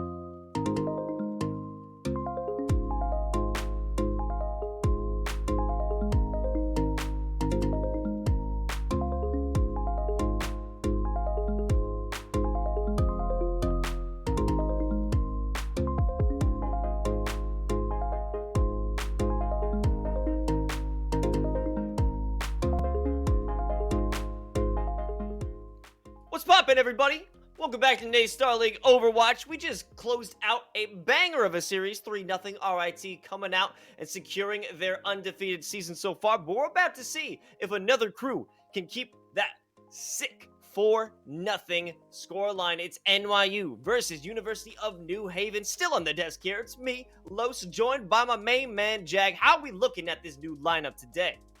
You know, I'm sure you're pretty happy. Not only do we have another New York team, but they're right in your backyard. NYU repping New York City. This is a team I haven't seen with my own eyes yet, but I've heard a lot of good things about them from other colleges that I've either played for or just seen around the scene. So I'm excited to see what they show us here today. Obviously, the record, it speaks for itself already, coming in undefeated, like you said. I'm really interested in New Haven too. 2-1. They did lose, I believe, to Drexel, which is one of the, I would say, the better teams. They did beat Penn College, and Messiah University. It's kind of a similar story to what we saw last game. One team, an NYU that hasn't dropped a map yet, undefeated. New Haven, you know, we talk about that kind of like 7-2 record as the baseline of making at least play-ins. They lose this one. They got down to 2-2. Not great for their chances. And also, just like the team that we just saw lose, St. Clair, University of New Haven, they actually finished 6-3 in region play last fall as well. So there's a lot of similarities. Yeah, I like it. Both these teams just out of reach. The play-ins fell so close away from their grasp, and it's got to be a motivator to try and bring it back this season. A similar story, you can't have a similar end. It's a redemption arc, if you will, Jag. And New Haven, they have to have the fire underneath them. They want to be able to come back and find that success. But standing in their way, it's NYU. Like you said, undefeated in terms of maps. 3-0 record. This is a tough squad to try and face up against. And it's also a pretty tough conference itself, because we also do have Harrisburg also one of the top contenders in this league. They made it to playoffs. They got eliminated in the lower finals or the lower semis, but still very difficult to try and make your way out of this conference. So you got to bring your A game every single week. Yeah, absolutely. I mean, Harrisburg, I would say, is one of the biggest names in the collegiate scene. They were one of those first schools that really jumped on the Overwatch collegiate train. I would say them and Maryville kind of led the pack and were at the top of the leaderboards for a very long time. I think maybe Redbirds have kind of taken that overall to see how that new roster gels. Didn't do super great recently in the Berry Blast, or Berry Community Blast, excuse me. But you know, looking at these two teams here, this is really important, like you said, because if you do expect Harrisburg and like Drexel to be at the top of the standings, where does that leave you? I mean, there's only 3 spots. 2 of them go to play-ins, and then you get to play the number 1 seed for that one, spot into the actual playoffs. There's very little wiggle room in the regular season, in that play-ins to get into playoffs. Like, every game counts. You know, you lose 1, maybe you're okay. You lose 2, that's when you're really in the danger zone. So it's the same scenario that University of New Haven has, that St. Clair has. They win this one, they knock NYU down a peg, they get to move up a little bit, they're on that even playing field, they have the head-to-head tiebreaker, and then that could be that number 3 team that gets to move on. That could be the one that gets to play Drexel or Harrisburg, depending on how things end up shaking out. Or, you know, there could be other teams that show up, who knows. But again, early on, this is definitely a must-win game for both sides. Of course, it's all about maintaining that status, maintaining your spot ahead of the pack. You want the safety rounds. Of course, you want to win every match that you have within this conference, but you want to have that safety where you can lose 1 here or a second there. But losing anything beyond 2 matches is essentially a death sentence for your season, because that's exactly what University of New Haven found themselves in. That's the scenario, 6-3. It can't be. It's got to be 7-2 minimum, Jag. Minimum 7-2, because there's especially hard hitters coming into this league now, and we're gonna see, is NYU one of those hard hitters? I want to find out. I want to see what the Ultraviolets got in store, because like you said, it's a home team. I'm out here in New York City. I want to see the New York teams come out on top. That's a little bit of bias for me, Jag. We both had some teams that we have some favorability over, but we'll see if they got what it takes, and I'm excited. What are they gonna bring to the table? You know, I'm excited to see that too. I think the biggest thing is that, we don't have that head-to-head comparison like we did in the last series. You know, neither of these teams have had any crossover just yet. So you can't say, oh, well, this team, beat that team, or they beat them, a better map score, yada, yada, yada. So this is completely a shot in the dark. I do think NYU has the advantage, just seeing what their schedules looks like. But I would say strength of schedule wise, it has been a little bit harder for New Haven. Like I said, I think Drexel is one of the top 3 teams in this regional conference in Northeast 2. So maybe they just had a bad day. One thing to note is also that was their first game of the split. They started out 0-1. Since then, they've been able to, kind of build up a little bit of a win streak since that first loss. So momentum is in their corner. Obviously, NYU, they have a better win streak as they have yet to lose one yet, but there's momentum on either side. So it's not really necessarily favored one way or the other, at least in that regard. Of course, and that's what actually makes it so much more interesting. It's not having that crossover, not having that experience with another team going into this matchup. You don't know what they could bring to the table. You don't know what their strengths are. You don't know what compositions they like to run, what plays they have used in the past that found success or failure that they might try and tweak to surprise you. And there's no footage. There's no footage for them to watch out on the VOD, but New Haven, they've been in the league. There is footage of them out here within NACE. So there is the potential to watch their tape, check them out, and maybe learn how to best counter their strats. So it's also a bit of a double-edged sword. Being out there in the league or just in general as a collegiate, you're always competing. People are going to see what you have to offer. But at the same time, you get so much more experience and you get to see all these different teams and practice and hone your skills. Yeah, as someone who's played in collegiate for Northeastern, actually, which is why I'm sad to see them not in the league anymore. People talk about deleting VODs. Like, it's kind of the strat, honestly. Like, hey, maybe we're streamed and you can't really control that. But if you've got practices that are streamed, or if you just have, you're streaming your own games, I know a lot of schools are doing that more and more as they want to have, their own production, kind of try to get more exposure to the program. A lot of those VODs are deleted for this exact reason, so you can't be scouted. The best programs are going to be looking for that. They're going to be looking at all the players' Twitches. They're going to be looking at the university social media, see if there's a link that they can find, and you try to find those strategies out. If it's a semester ago, maybe that doesn't hold up as well. There could be new players coming in. It could be a little bit more of a new meta, which honestly I don't think it is because we haven't really had a meta since Overwatch League ended. I would say it's somewhere between teams running Wrecking Ball, dive comps, or the Brawl, and then Double Shield a little bit sprinkled in. So a little bit of everything overall. But especially if there's new players that come in, strategies can really, really be thrown out the window, completely change. So you could have some information. You think, hey, we've got them scouted out. We've got them figured out. We know exactly what they're going to do on each map. And that could be completely different from what you actually see here in a game. So there's always kind of a hit or miss of finding those VODs and seeing what a team could potentially run. Yeah, and I want to touch back on what you mentioned about new players coming in. This is a new semester. The spring split, it offers new opportunities for new players who either transferred or realized they wanted to be part of the program, which it's open to anyone who has the skills, the drive to get into this program. So we can expect that although you may have seen certain players perform previously in previous splits, this could be an entire new roster that you're stepping up against, and the surprise factor behind that keeps it interesting and it keeps you on your toes. So I'm thinking that we're gonna have a serious start to this one, and actually, we're not going to Lijiang Tower this time around, Jag. We're going to Busan. It's very interesting. I feel like Oasis is one of those control maps that favors dive more than any other. Busan, honestly, reminds me a lot of Lijiang Tower. I would say except for maybe a little bit more double shield if you want to try running that on the gardens or the drum section of the map. But when I think about it, I mean, Mecha Base, it's going to be Brawl almost all the way. A very good Reinhardt point. And then that last one that you see, I feel like it's more of a dive one than any other. But we're going to have to see how it all ends up. I'm really interested to see what we see here. Do we think the last series was almost entirely Brawl until we got up to Rialto. I'm wondering if we're going to see a few different compositions early on. I think it all depends on how this first round goes. I'm assuming, full on Brawl, but once you get a bit of a taste of what the other team is able to bring to the table, then you're going to have to adjust accordingly. If you can't adapt, you're going to lose out. It's adapt or die here in NACE Starleague. You got to do what you got to do, especially considering when the stakes are high enough, where one slip up could cost you a round, one slip up could cost you the entire season if we're talking at the grand scale here, because you don't want to lose that status of undefeated or almost undefeated, just one loss. But yeah, no, I'm expecting straight Brawl. Straight Ball. If they have a weak backline, then we can expect a little more dive from either team who can really take advantage of the backline of either squad. So you could run Brawl in downtown. It's plausible. I wouldn't say it's the best choice, but I've seen what a lot of teams do is they'll basically just rush to the point and they'll kind of play in that cubby, cap the point, and avoid the dive. Especially if there's a Widowmaker on their side, I'd love to see some Widowmaker action. Before we see any action, we're going to be taking a short break, make sure all the players are in lobby and get everything set up. But on the other side of this break, we're going to be bringing Busan to you. So don't go anywhere, folks. We'll be back with that first map in just a few moments.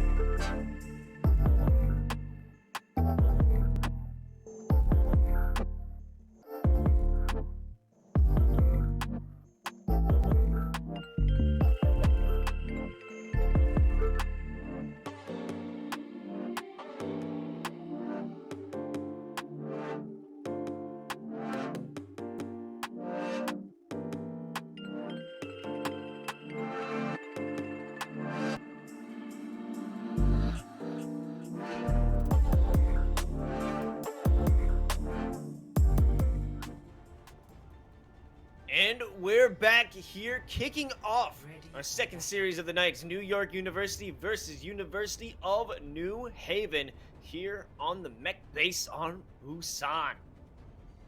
Yeah, and this is what we kind of expected, right? It's going to be Brawl, at least from NYU. New Haven, I think they might be having a little bit of fun right now, but this first look, I'm expecting them probably to go to the Brawl. I actually could see this, though. The Rhine Orisa, it's possible. It hasn't come out in a very long time. But it'd be very good if they did run the Doomfist, but it's all been a bait. It's going to be a mirror matchup across the board. We get baited a lot here, don't we, Jag? We do. We definitely do. And starting off, no problem, Ryan dueling it out. It's going to be an immediate immortality field dropped by New Haven, but it's going to stay alive for quite some time. They do have that potential to stay alive, but no, Isaac starting things off, sending out a big flame strike, but it forces them back into their staircase. They have to lose this one. They will lose it out. They win the fight. They get a team kill before the point even unlocks. And Isaac swinging for the fences. Earth Shatter already secure before the Amp Matrix. Love is Rage as well as Swift, though not too far from their ultimates as well. NYU, excuse me, starting out very, very well. Looks like Love is Rage. Maybe trying to find a flank angle. Maybe trying to find flashbang. So they're going to run for the team. And There they are. They find out where the team is, and that Maywall. Oh my goodness, the shatter. A huge Earth Shatter, and now following up, the damage is just insane. There's no chance for New Haven to even counteract that. It's another team kill, Jag. 2 team fights, 2 team kills, and they only use the shatter. I mean, they just basically b-hopped the wall like they're playing Valorant, and then said, "All right, time to hit my Earth Shatter." Rack was not prepared for that, unfortunately. They do have a lot of ultimates coming up, especially the DPS ultimates. They're going to be online for University of New Haven. Once they make it out of that choke point, it should be the start, but they're deciding to take a different angle. The wall goes up, and the dueling windows are here. It will be Loki to start things off. Just taking out some utility first, but now the eliminations actually start to line up the scoreboard. Finally, Loki finding so much damage. Loba's Rage does use the Deadeye, finds one, but it won't be enough to stop this retake. 2 ultimates used, not bad for how well that fight went. They get 2 out, actually 3 out on the side of NYU as they lose that. The big play there was Mogu. Was able to eat that Blizzard. That completely changed things around. If they were hit by that, it would have been absolutely disastrous. And Bonesaw, they're going to have to reset themselves manually. They lose Claire. And NYU, they're going to have to wait a little bit longer. So even though they got 60% on the point early on, they might even lose their Reinhardt here. They might just continue to get rolled through. Yeah, Romeo jumping around, getting the freezes going. It should be good. Loki with the follow-up kills in the immortality field. That is an MVP play right there. Keeps him in, doesn't allow that self-destruct to take anyone down. And even though they use the immortality field, they have 5 ultimates now. The wall going to be kind of counteracting as that all goes onto them as well. But they have so much to work with here. Well, yeah, there comes that amplification matrix, but it's Rock just jumping through, creating the space, not allowing them to counteract. It is a big Earth Shatter. Immortality field there to keep them safe. Love is Rage, though, does stop the dueling fields, and now it will be a Blizzard out from Romeo, stopping everyone from NYU in their tracks. No one will escape. It's looking good. I mean, Mogu. Ooh. But what is going on here? I can't even fully tell. It seemed like NYU was having some way of capping the point while the fight was going on, while a majority of their players were falling down. And now with this high noon blocked off with the wall, finally NYU actually starts or finishes what they were looking to start. I'm really shocked that New Haven loses that. They had 5 ultimates going into that fight. It looks like they were able to hold on to the point. Now they lose their BAP, so what happened, or what they just did to NYU is coming back to haunt them. They're losing players across the board. And now this is looking like last fight territory. NYU, they've got the positioning, they've got the point cap, they have the ultimates. New Haven, they have nothing to work with in their banks. They're going to have to win a dry fight, or they're going to lose this first point after almost turning it around. Oh, Earthshatter comes through and it finds so many, but they are forced back again. Once that field goes down, it could be great, but it doesn't. It's not destroyed in time, and even if it was, Mogu had him with the defense matrix. No shots are spared there. And they will hold on. Only one player falling. It's Rack, but it doesn't even matter because New Haven can't get to the point quick enough. NYU takes round 1. I'm sure Loki's not very happy about that. It looks like they were on the point, maybe just missed it by a millisecond. Maybe the wall got in the way. That's the one thing about mecha-based, you know, different than any other map in the game or even sub-map. They're just random walls that just kind of block out your vision, and it can be life-saving sometimes if there's someone running right at you, or it can be the bane of your existence. They're blocking them off, potentially. You got to reset. You had a really nice comeback. You haven't still got about 80% on that point. Can they do it again? Can they keep this close? They're going to be running Wrecking Ball comp. NYU is going to be doing it as well. This is the map that we could have seen double shield, but instead both teams going to go for the Hammond, running around with that hamster. And the biggest difference here is that there's going to be a Sombra on the side of NYU. They're going to be looking for the hacks. Romeo, meanwhile, on the side of New Haven, going to be going for that long distance damage. Those hacks could be crucial, especially when trying to stop Rack from swinging around, doing that spin to win. Forcing them out of that mode will be crucial, especially if they want to stop that stall. And here it goes. First one over onto Rack. They will maintain their lives, but it is just a bit of a damage fest. Actually, Romeo, the first one. Both balls go down here in this first fight. However, Love is Rage, dealing the damage. Now Romeo on death's door won't be able to escape this one. Yeah, I really like the Sombra pick here. Ashe can work. Even Widowmaker could work. It is good to have those sight lines, be able to kind of shoot new damage from far away, but the Sombra is just such a great counter to everything on the side. New Haven and Romeo says, all right, I've had enough of that. I'm going to try to go for my own somber play here. And you're going to go for two targets. Either going to go for the Zen and just dive straight onto them. Maybe have your Tracer and Wrecking Ball in tow, hack them out. Or you're going to go for the Wrecking Ball when they dive into the front line. And so far, so good for Claire. 60% to their EMP. The Zen on the other side for New Haven, only 50% to their Transcendence. So they won't have that counter if that EMP gets farmed up a little bit quicker. Lowe's Rage does have the Pulse Bomb at the ready. Oh, maybe almost one-clipped Romeo. So low, but they do translocate away. However, Love is Rage finishes the job. University at New Haven, they can't get to the point, much less leave their base. Yeah, they're just holding control of the point. They have a very nice hack on the health packs. Love is Rage knows exactly where to go there. And they're just, you know, this is kind of what we saw the last series. First point, really, really close on control. This one, all NYU so far, and New Haven, they have not been able to build any ultimates either. They are close to the Transcendence, but Claire does have the EMP online already. All they have is Loki's Pulse Bomb. If they get a huge Pulse Bomb pick there, it could be massive, but this EMP could be coming at any moment, and interesting choice there. Yeah, well, it does help take out actually quite a few once Eeyore gets into the party. And now they're hanging out outside of New Haven's spawn. Wasn't much that they could do about that. They will back off now. There's so much still for NY to use. 4 ultimates, Mines, Gravitic Flux, Rally, Transcendence. New Haven, they're starting to approach some of their own, but can they even get to the point on time? They need someone to touch. They need someone to trigger overtime, and Romeo is not going to be that person to do it. Oh yeah, the Gravitic Flux will be there to keep them stuck in their own base, but there is one person back camping. It's Rack. They do manage to secure the objective, and here it comes. The spin to win. I don't believe Sombra is there to hack them, but the hack won't even be necessary as the point conversion is here. OT put into play. Someone's got to get onto point. It could be Loki. It will be Loki, but they have to back off now, and I don't know if they're able to keep this up. The sustain for this play just isn't there, but the zips, the teleports, the plays are somehow keeping them in it. Rack with the minefield is now going back for that strategy of spin to win. Yeah, you can only spin to win for 6 seconds now because of the changes. Only let him be attached to a server for 6 seconds, but the Mines, the Rally, they all come in clutch. And I think you're there getting a little bit too, oh, that's actually a really nice whip flail, but uses the Rally before it's really ever over. If they used the Rally at the same time, they would have had the exact same sustain. Instead, that armor dissipates very quickly after the ultimate ends. So a bit of a, I guess, early celebration is the best way to describe it. This fight is not over, and Romeo has the EMP. This fight has felt like it's been going on for ages because it has. Rack now hit with the hack.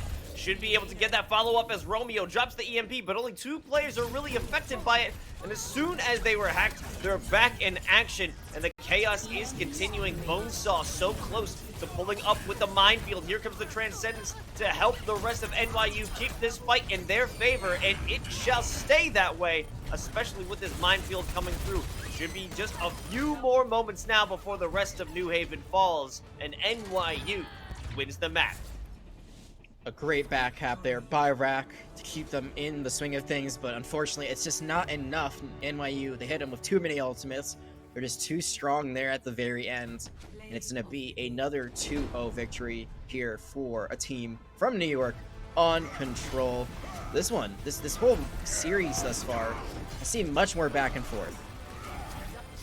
That's right. I mean, both of the rounds have started off with the favor going so much closer to NYU. They had a strong grip throughout the beginning of either round, and somehow, I mean, not somehow, but University of New Haven is able to bring it back just a little bit to keep that fire alive for themselves and stay in it. It isn't a total stomp, but New Haven, they definitely have some good strats in them. The main issue is actually getting onto the objective, Jag.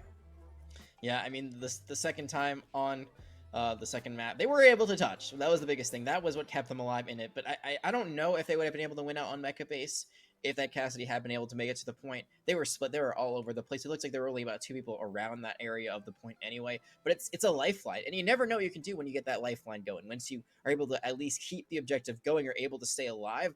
The crazy things have happened. I have seen a Tracer 1v6 long enough where the rest of the team comes back, catches them off guard with ultimates, and they're able to win it out. never say never. And that's why playing the objective is so important in a game like Overwatch. Sure, eliminations are important. Being able to clear people off the point to capture these objectives is kind of the name of the game. But if you're not even playing at the objective in the first place, well, you got no chance to win it at all. Yeah, they weren't fighting for the objective. They were fighting for their own spawn, especially on Mecha Base. The choke points that were held out by NYU were impenetrable, and it just seemed like a rough situation. They weren't sure of what their strategy would be.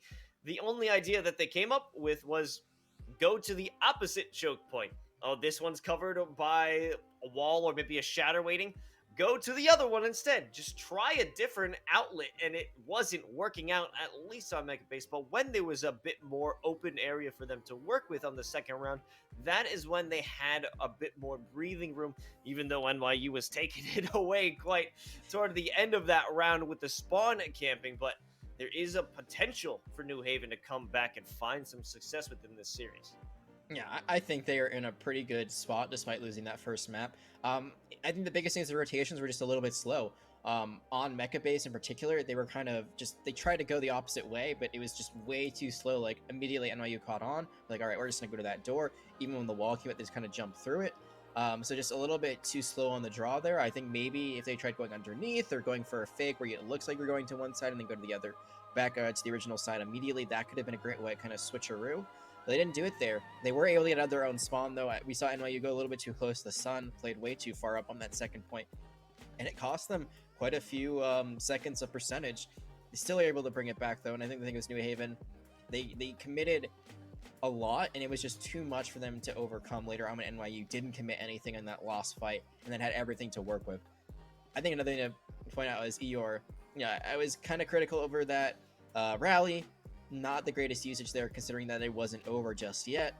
But then they have that amazing whip flail. I'm pretty sure on a Cloak Sombra, too. I mean, maybe they saw them go in and out of Cloak briefly, but that was an amazing elimination. If that Sombra stays alive, I think that last fight goes completely differently. Yeah, I did enjoy the Sombra picks on that second round. I mean, there was a questionable EMP here and there, but overall, it was necessary to try and disrupt the flow of either team's wrecking ball, and that was critical, especially toward the end when Rack was causing so much disruption in the back line. Having that Sombra was going to be necessary if you wanted to end that fight once and for all. But let's see how we're going to continue this fight as we head over to our second map of Eichenwald. Interesting choice. Usually not what you expect to see come out on a hybrid, but I love the change of scenery. I love seeing new maps played over the course of a day. I would say the biggest surprise we might see is double shield comp, but I said it's going to be brawl on either side. However, still, NYU, they are going to play the turret burn. This is a really good pick. You just put the turret on the car and let it do its thing. Usually it is paired with that double shield, though, so it's going to be interesting to see how they play this Torbjorn. You do have that alternate fire of his shotgun, so he can play close range, but he is one of the smaller characters in the game. Not Squish here, though. He does have that overload and the 50 armor to make him at least a bit beefier. Love his rage. Looking for that off angle in the back line. Does get spotted out finally. Isaac does whack him around a little bit, but that whacking won't last for too long. But Bonesaw is here to try and save the day. It's a full charge, but they will be charged right back against them as University of New Haven is holding their own here on the offense. They might actually walk away with the point on this first fight. Seems like NYU was trying to do kind of two different things there. They were trying to play a double shield DPS comp with a brawl, support, and tank lineup. And those two things, sometimes they can mix there. It doesn't. New Haven, they just walk in with the traditional brawl comp, use the Maywall to separate them, use the Cassie and the Reinhardt to use all the damage they could do in the world. And just a very clean attack. 5 minutes in the time bank, looking really clean overall. And NYU, they don't want to swap off this yet. They do have a Dragon Strike. They have no Graviton Surge to partner it with. And with that, there's really no guarantee this will actually connect.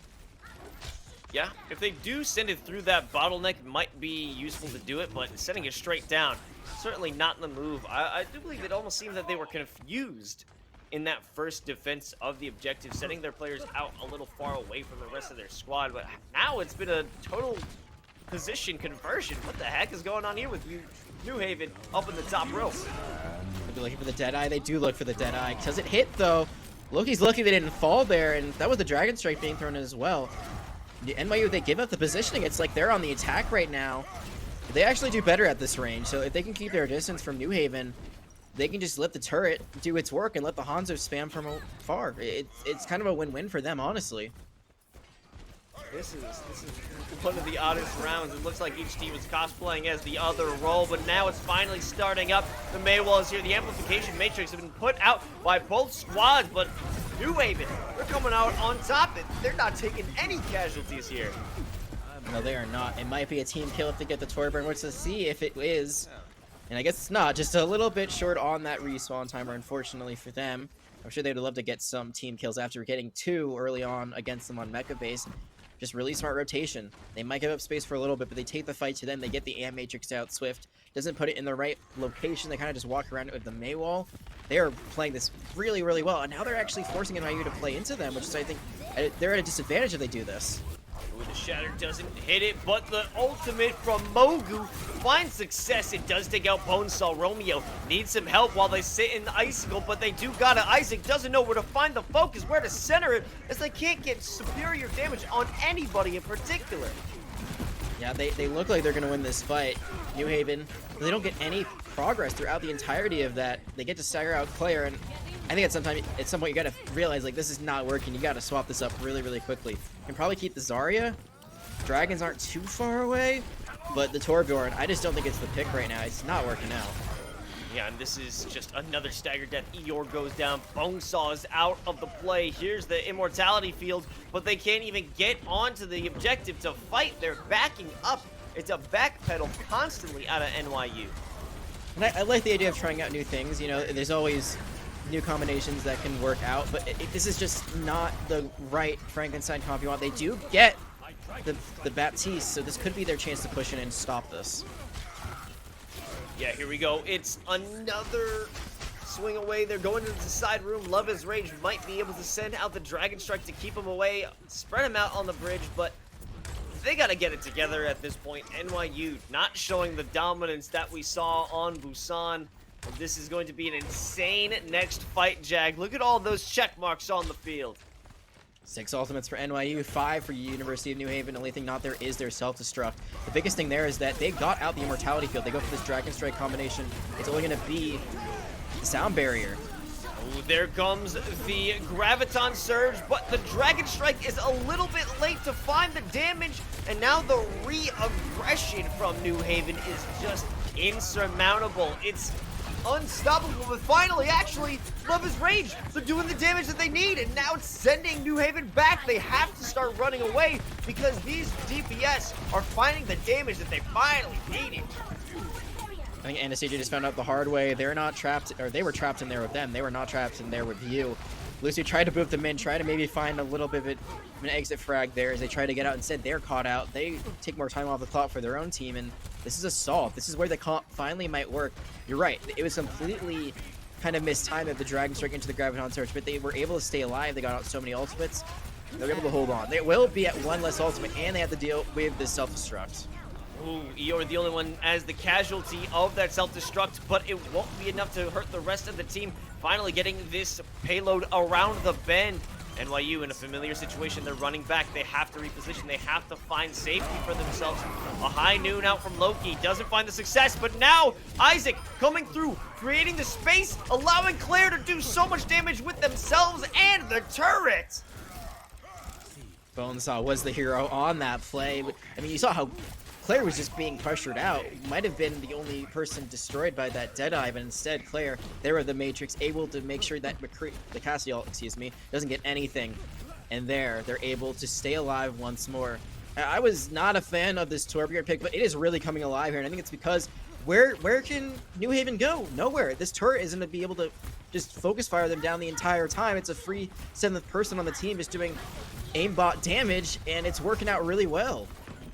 Oh yeah, and look at damage. We almost had a Romeo fall before the fight even began. Here comes the Ant Matrix, and they have to back up. The Torbjorn Goop is there to keep him on the sidelines. There is no fight here, and Eeyore makes it even more difficult for this one to begin. As Loki falls, the damage is falling, and so are the rest of the players. The New Haven, they found themselves in a chokehold, and they can't escape it.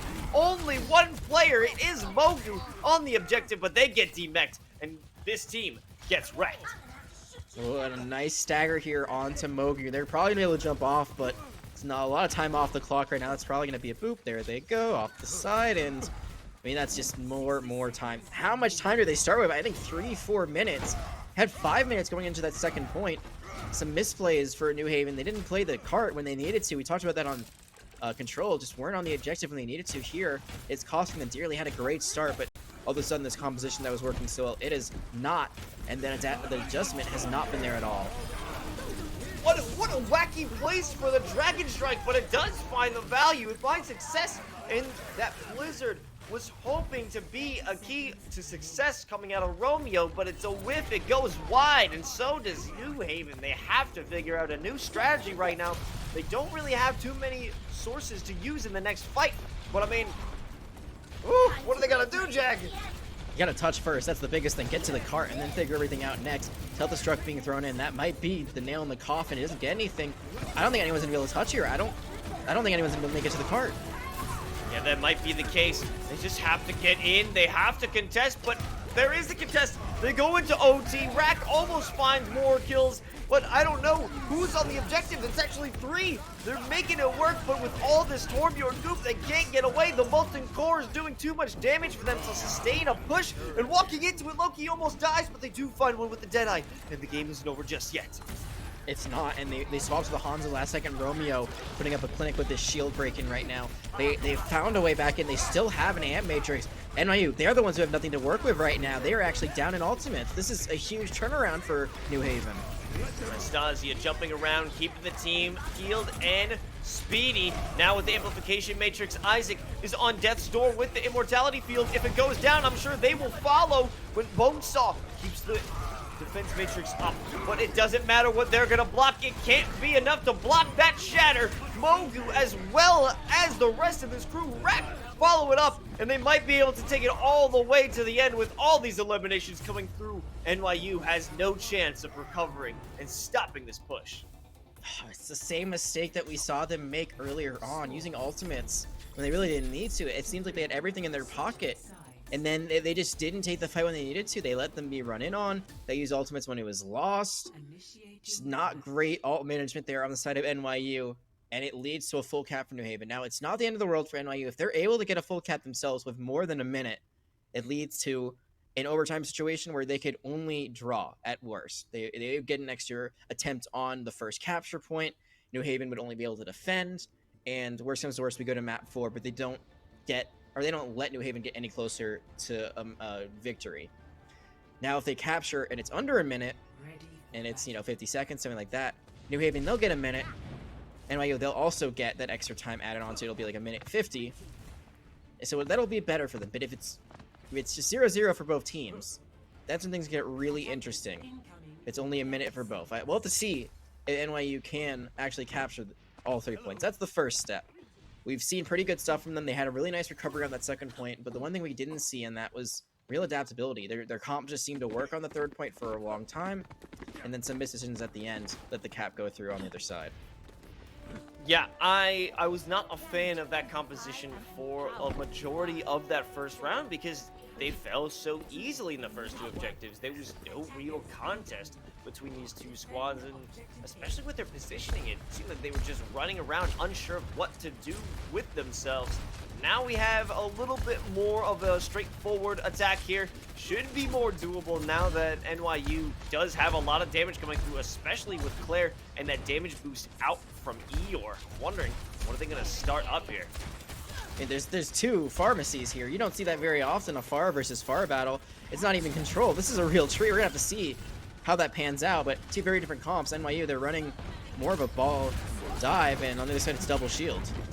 Okay, Immortality Field goes down, and Claire cleans it up. Look at a snipe out the other pharmacy from the sky, but you don't gotta worry about that one. Love is Rage is killing it over with the Ashe, and similar to the first round, it will be a clean sweep over on the first objective.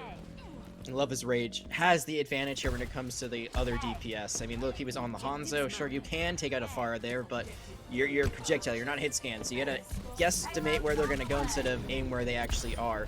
Isaac, though, could fall. Actually, it's the ground Pharah from Claire. It's able to get a big kill. New Haven, they swapped comps. It's now a dive comp. They're down ultimates. They have nothing to work with right now, and the just trying to find something here. It's not really finding much of anything. NYU, they're gonna have a barrage online very shortly as well as the Valkyrie. Yeah, Rack now in play with the Gorilla on the Winston. Let's see what they can bring to the party. It's gonna be difficult to try and do anything with this pharmacy. I don't think that'll have the effect they're looking for, especially because Romeo and Loki aren't going to find the damage, especially on those flying characters. I'm not sure what the move with that one is. It's all about trying to contest here on the objective. Rack's first engagement against Isaac does not find the success, any success at all that they were looking for. And it's still free pushing here for NYU. Yeah, there's a name for this composition for these tanks. I'm not going to say it out loud, but I think most people would know it by now. It's not a comp you see very often, honestly. It's seen more as a meme pick. But it works. I mean, if Isaac's able to get hooks and is able to get one-shot, one kills, it's absolutely worth. And there's no Ana. Oh, there is actually an Ana on the other side. So my guess would be that would be their main anti-nade target. But so far, they have not been anti-naded once. And this cart just continues to roll through for NYU. There really hasn't been any real contest. Now we have some players running out of either hallway. However, the damage here is just superior out of NYU.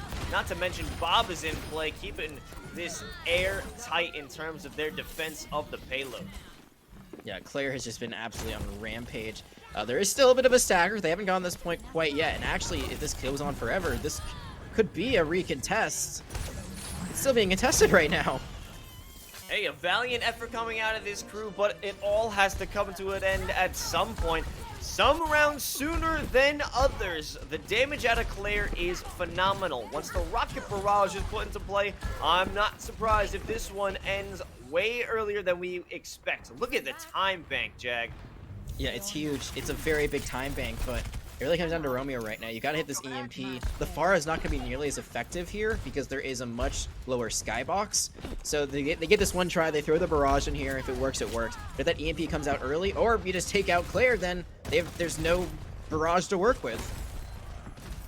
Yeah, I think they're definitely going to hold on to this one. Claire needs to keep that barrage in play. They've worked up to build it. There's so much damage potential with the EMP is out. There's no way to stop it unless Loki is able to get another great headshot like last time. But it's all about a stagger play coming out of New Haven. They do get Love is Raging. Hold on to their position for longer, but they don't want to get too aggressive. They can get the res here, I'm pretty sure. It should be coming out any moment, or maybe not. So there it is. Okay, so now they can run back in. They have a whole hog, they have the mines, and they still have that barrage, but they gotta use them quick. Oh, here comes the whole hog. It's here to destroy the shield, and it'll destroy Rack as well. No players there with the defense matrix. It's all for free here from Isaac. The destruction is impeccable, not to mention a minefield right outside your spawn. They don't even need Claire's barrage. They've got it all under lock here for NYU. 3 minutes and 38 seconds. Barrage not even needed. It was the whole hog that really pushed that through the mines. On top of that were the chef's kiss. And it looks like maybe, just maybe, New Haven, they could have gotten a defense going like their counterparts. You know, at NYU, they held on to that third point for so long, but instead, the swap to the Reinhardt just wasn't good enough. It wasn't soon enough. And that's basically a full time bank. Minus 22 seconds, that is what NYU is left to start with here. 3 minutes, 38 seconds for 33% of that first point. That's all they need here to go up to series point. It's looking good for NYU, but it's definitely not over just yet. I have seen teams hold on to this for the entirety of that extra round time. So NYU has to realize here, like, hey, we lose that first fight. We could lose 2, 3, 4 fights. As long as we build up ultimates, we force New Haven to use their ultimates early on, which they'll have to do because of the position they're in. You can just wait, be patient, and then find your time to strike. That's what it's all about. This is no easy task for New Haven as we look to what they were able to bring to the table in terms of a defense last round. I mean, both of these teams and what they were able to muster up for that first point of defense. It was not pretty for either team holding it down. New Haven, they're going to need a facelift for this defense. They want to keep it in their field if they want to stop a match point success. They're going double hit scan here to try to counter the aerial comp. And yeah, sure, you got an Echo in the sky. That's very different than a Pharah. The way they collide, the way they fly, much harder to predict. So I'm not even sure this is going to be enough to stop the Echo, especially if they can go into those sticky bombs.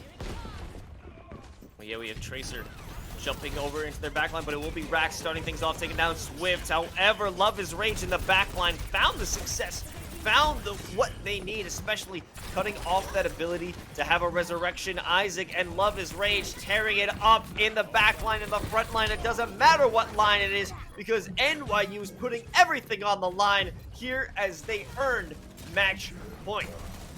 Yeah, very quick attack. It's not over just yet, but there isn't much you can do there as a wrecking ball. A very nice statement after a pretty shaky defense there. NYU, they run through it on attack. They do impressive things on both attempts at first point here. And Eichenwald is theirs for the taking.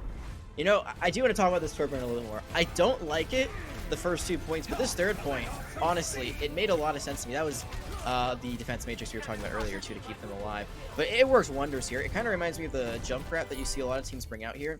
Junkrat is really good there on that third point because there's a lot of angles you can bump his grenades off or his mine here.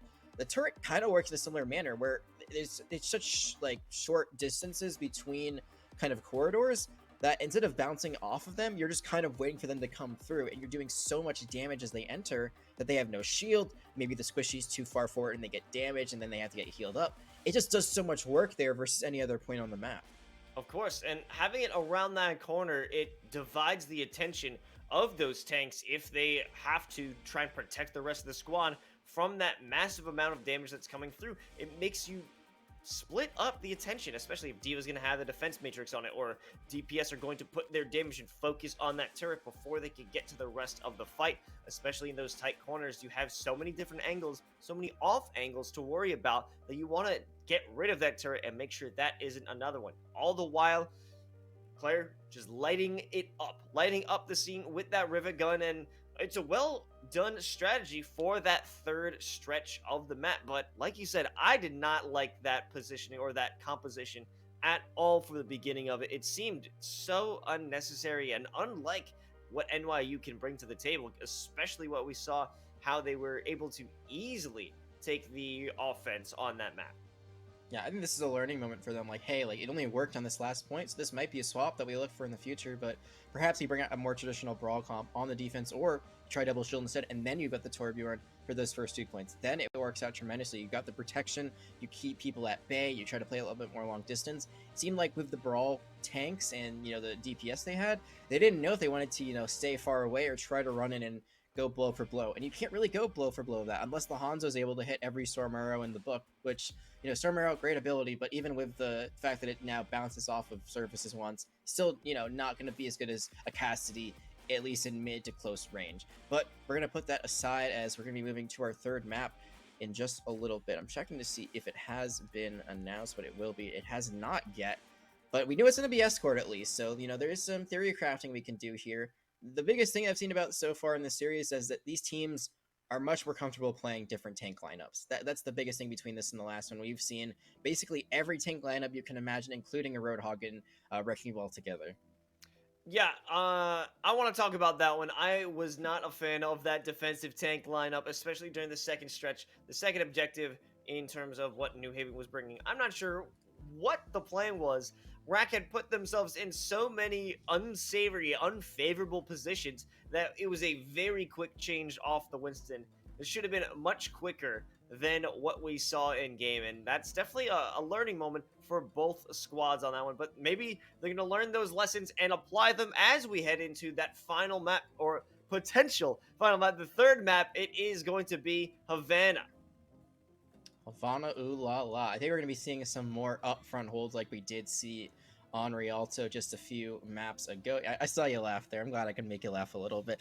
Yeah, I mean, I'm expecting them to be really up close. This is kind of the map that is known for it most. It is called the Havana hold for a reason. The question is, do you run Brawl here, which some teams do, or do you try to run Wrecking Ball comp? We've seen Wrecking Ball become more and more popular on this map, especially at the higher elos, GM, and above. It's not for everyone. It's a bit chaotic because there is a lot of great sight lines, and if you're not running a main tank, someone like a Widow could be very destructive and disastrous if they hit their shots. But at the same time, if you just leave one person on the cart and kind of run around, you can completely throw a wrench in the defense's plan. But again, it's all down to breaking that first hold, because my guess is the defenders are going to be right in the attacker spawn. And this is a repeat of the story we saw on Busan and the Mega Base, because they were unable to effectively get to the objective. They have to move quickly if they're going to take alternate routes to start the fight. They have They can't let themselves be read easily as they start the fight itself. Because if they're allowing themselves to be caught, destroyed, they won't be able to get a good footing on the start of this map. And losing out time here in the beginning is going to be crucial because it all came down to the amount of time that they had in Eichenwald. With so much time in the bank over for NYU, it didn't even give them the chance to go for that draw. Yeah, and what a really smart team and a really disciplined team will do here if you're on the defense, which NYU is going to be starting out on first, is you're not playing to win that fight. I mean, if you win that fight and you're able to hold out, that's great.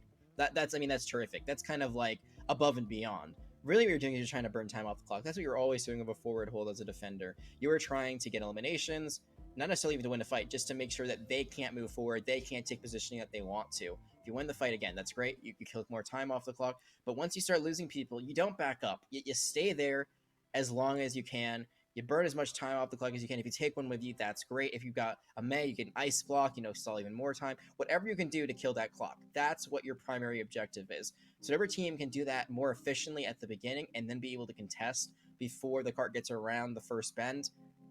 That's the winner right there. If they're able to have a really nice first point defense, even if they give up the first point, just killing time off the clock, leaving nothing left for second point, your odds of winning this map just skyrocket. Yeah, well, I mean, killing time and spawn camping, that's what it's all about, and we've seen NYU do this both rounds of Busan. They have to be able to come out on top in terms of University of New Haven. They have to find their strength. They cannot get pushed into those chokeholds, those bottlenecks, but we'll see if they can actually bring it through. But before we do that, we'll head to a quick break, so don't go anywhere, folks. We'll be right back and get into that third map after this.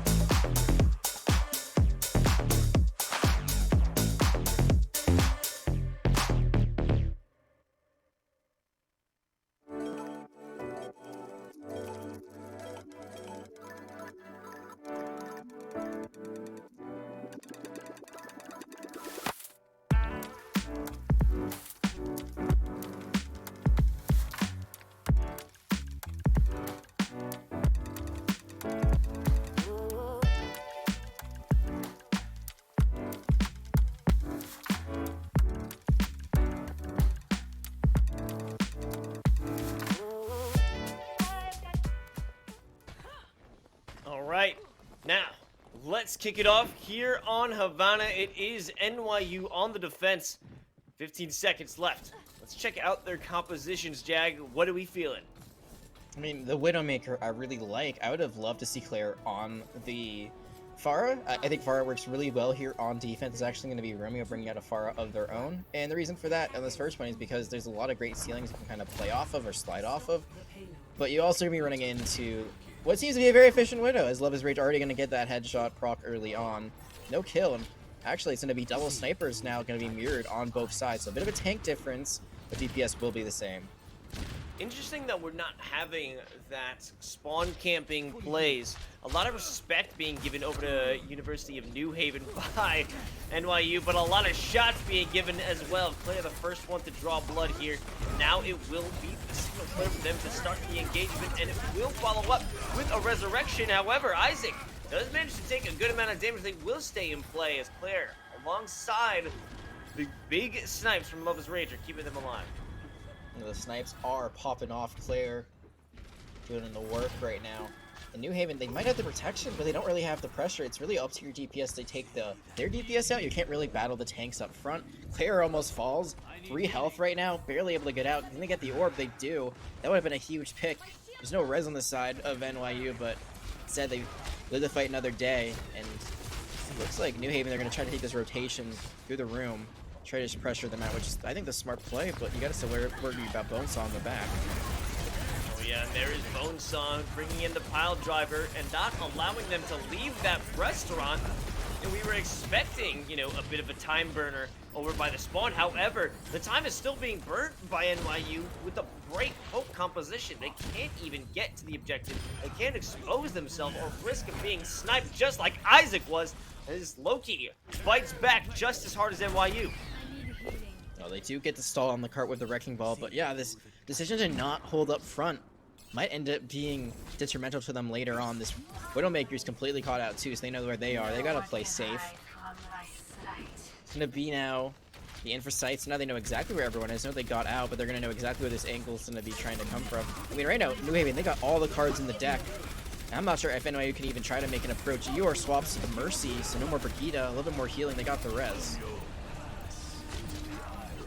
That Dragon Strike as well as the Transcendence. Romeo sending shots, unsure of how they're able to secure any kills. A great barrier to save themselves by Isaac. Does survive out of the Gravitic Flux, but not for too long, as Rack follows up and gets the kill. Bogu taking the fight to the enemy and spamming it up, allowing them to cross over into the distillery. If you're watching this as an opponent of NYU, you're probably thinking, man, their defense is just not the same as their attack. This composition, I thought maybe they could make it work, but not holding close, playing pretty far away, kind of letting New Haven set the tempo. It's not going in their favor whatsoever. Now they've lost the first point. It is a bit of time off the clock, but they could have killed a lot more time. And the DPS duel is not going their way either. So looks like the double sniper on the side of New Haven is kind of winning out. Yeah, without a doubt, Jag. Once the fight even gets close to them, they are constantly backpedaling. It seems to be that they are suffering at the hands of their own aggression. They can't deal with the same amount of power that they bring on the offense. I don't know what they need to do to try and bring it back. Bonesaw coming to the back line actually traps him with a great placement of the landmines, narrowly making it away. 3-3 does get out, but not for too long. I really like the swap to the Tracer, so no more Widowmaker. Widowmaker not as efficient here anyway. They, like, sight lines and angles just really aren't going to be nearly as efficient. Third point, she'll be pretty good again, but here, much more close quarter, allows them to just run around the map, follow up with the Wrecking Ball. This is when I like this comp, and I mean, Love is Rage all the way behind them. Could go for the one tap, no. Fortunately, the Mercy is going to just kind of swing away, but they almost had that pulse bomb ready to go. Be a good fire starter here. They can get in. That could be exactly what they need to both start and end this fight. But everyone's spread out. The Valkyrie put the play on Anastasia out of reach. Here comes the Pulse Bomb and only gets rid of the Immortality Field, but it might be good enough. The Supercharger is still in effect finally until the accretion out of Isaac comes through, and they're brawling it out on the balcony. And all the while, University of New Haven is taking serious damage, but the Resurrection comes through. Same way over for NYU. The ultimates are potentially ready. If Claire sends out the Dragon Strike, no one is really lined up for it. Pile Driver finally ends it here. Just a great engagement there. They're all distracted looking at Love's Rage, who's behind them. Does have the Pulse Bomb. Well, that's actually a nice sacrifice on the other side, but they did do a good job in that engagement. And the Supercharger, very interesting choice to put it around the corner. I mean, you can still walk through and then still have that damage. It follows you for a certain amount of distance, but they didn't get nearly as much use out of it as they could have, which is pretty shocking, considering that the ultimate with the highest win rate in fights is actually that ultimate, and Claire's able to answer back. So it looks like New Haven might have had an advantage, so they did get the Tracer early, but then Loki's taken out. Now New Haven, they're actually swapping to a Roadhog. I'm looking forward to seeing what this play could do. Definitely Rack looking for those hooks. Isolate some fights, isolate potentially either Love is Rage or Claire. Take them out of the fight, and you should have yourself a recipe for success. Claire, though, refuses to be caught, refuses to die. Well, until right now, Claire will be destroyed, but the Resurrections are coming through from either side. Bonesaw only moments away from a minefield. They have to back off. Finally, it is in play, but that isn't going to be necessary for University of New Haven. They will not wait for that. They won't allow Bonesaw to get back into the fight. They're going to keep it going and get back to the payload. That Bonesaw is not ready there. It's kind of a miscombobulated fight. They're all over the place, trying to find an angle, and sure, they get into the backline, and they do have that pressure, but I think New Haven realizes, like, hey, let's just play the cart and take out whoever is there. And now, finally, on the second point, New Haven, they get some momentum, they get some movement, but this is last fight territory. They lose this one. It's going to be lights out. They do have a lot of ultimates, though. They've got 4 at their disposal. But NYU, they have an Alt Apocalypse. They have 6, but they do not have a Wrecking Ball. Wait a minute, here comes a big Gravitic Flux stuck behind the barrier. Loki can't get the shot off with the Deadeye. Now Claire coming through with the Dragon Strike. On top of that, it will be a Transcendence to counteract the one out of Romeo. Ultimate out of 313. The Amplification Matrix is here, but no one is actually shooting from it. No one has the correct angle, and they're being knocked around in the minefield, and it's doing so much damage that University of New Haven can't keep up. But we do have a player on the second floor. It's Romeo trying to send some shots in, but all the damage they can do won't amount to much if everyone on the objective has fallen. Yeah, the Alt Apocalypse there, just too much to overcome on the side of UNH. Overall, it felt like they could have done more of that. Again, we criticize NYU what they come out with, but then it seems like every time they are able to show us up, they're not playing for that first point, it seems like, on either map that we've seen from them. They're playing for later on, where it becomes a much more favorable composition, though albeit with a few changes, like the Tracer. But beyond that, and the Mercy change, everything else is the same, and it works much better in a close quarters scenario. The Wrecking Ball and the Tracers running around doing whatever they want. For the most part, they did overextend a little bit, but even then, New Haven didn't get that much movement on the cart. They got about halfway through that second point. That's not really enough, and it's also not a great place to hold as a defender because you're splitting high ground. There's no real great high ground there where you can actually cover where the cart is. So NYU, they've put themselves in a great position to take away this series and the map, but now can they execute?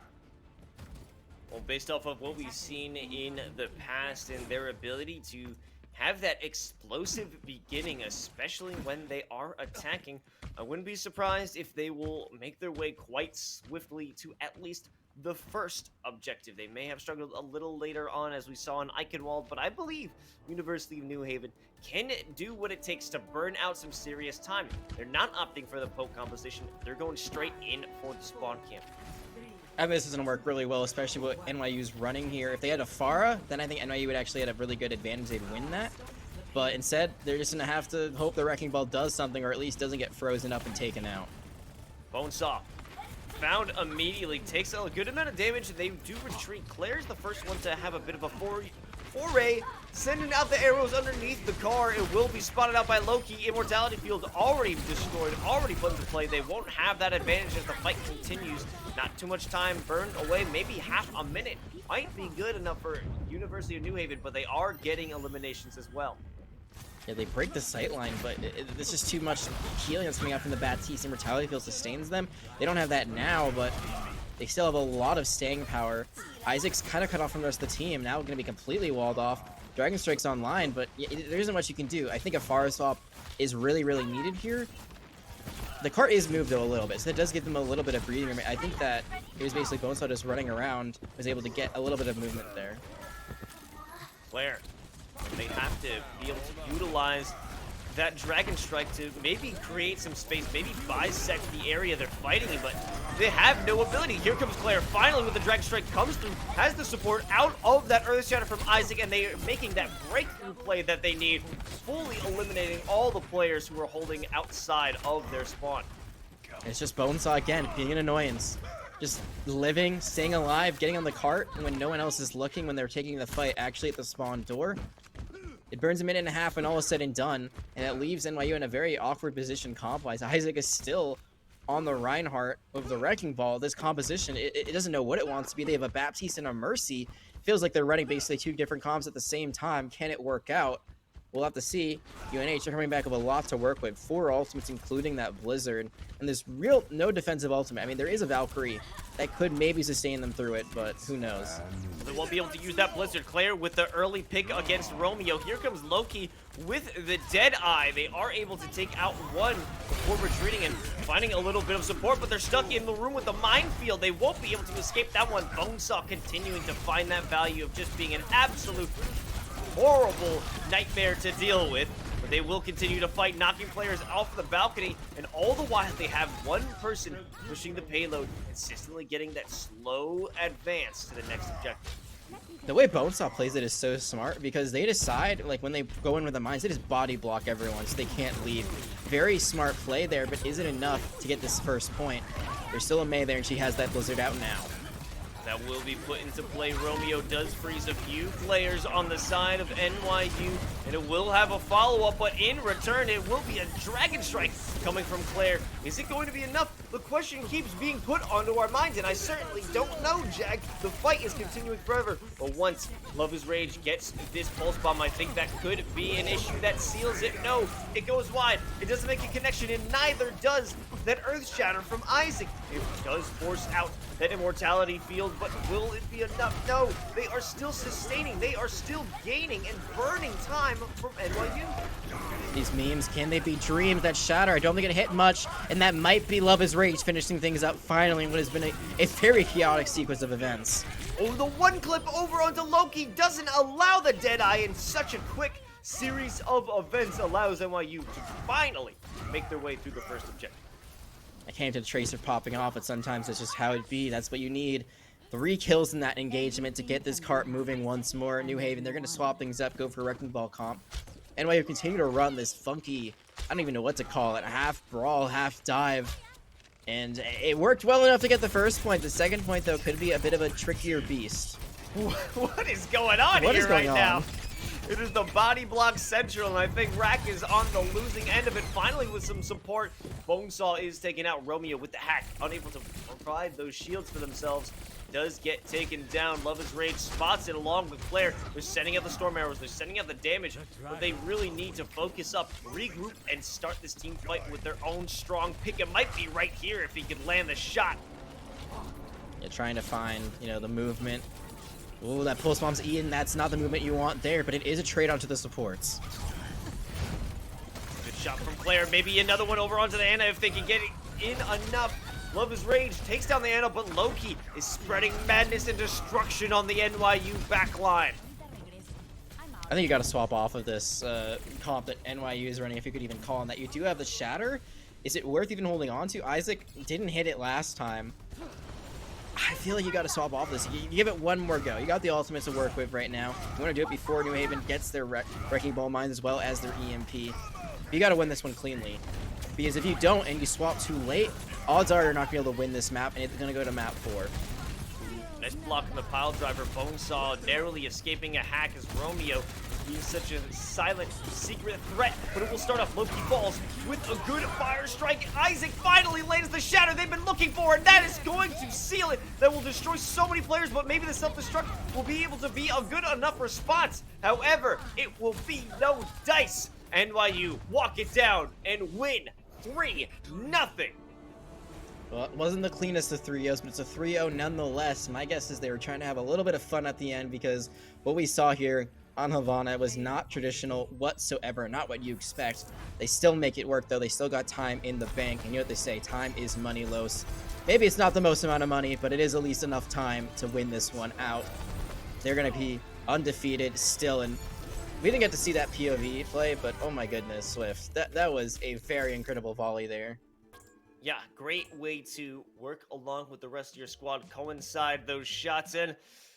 Like you were saying, it's not a lot of money, not a great amount. They got a nice bus ride home with the change that they've earned in that final map, but woo, NYU, they did pull it off even throughout all those crazy, wacky compositions, but there is some serious strength in there. I think that's something they gotta look into and refine for the future. I mean, they are now 4-0 going into this conference, so I'm expecting good things and definitely some improvement out of this squad, but let's not undervalue what University of New Haven has brought to us, especially with some solid defense at the spawn on this map.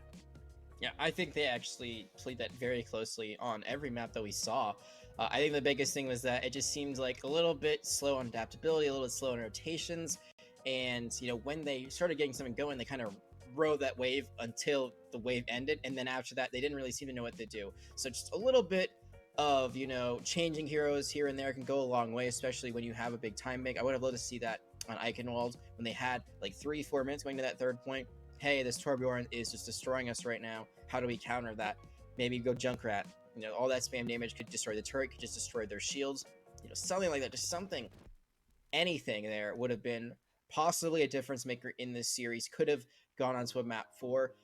Here on Havana, I'm not really sure how to counter that. You know, what we saw from NYU was just so abnormal. I'm not sure what swaps you can make to try to counter it. Maybe you try to mirror it out of your way for that. It would have been an interesting bout to say the least, but especially in Eichenwald, I think that's where you could kind of review that as a VOD and say, hey, this is where we could, you know, learn how to change things up. And I think with that, you've got a very good team going forward. Certainly, and I like your hesitancy to even call it a composition while we were in the map. I enjoyed that.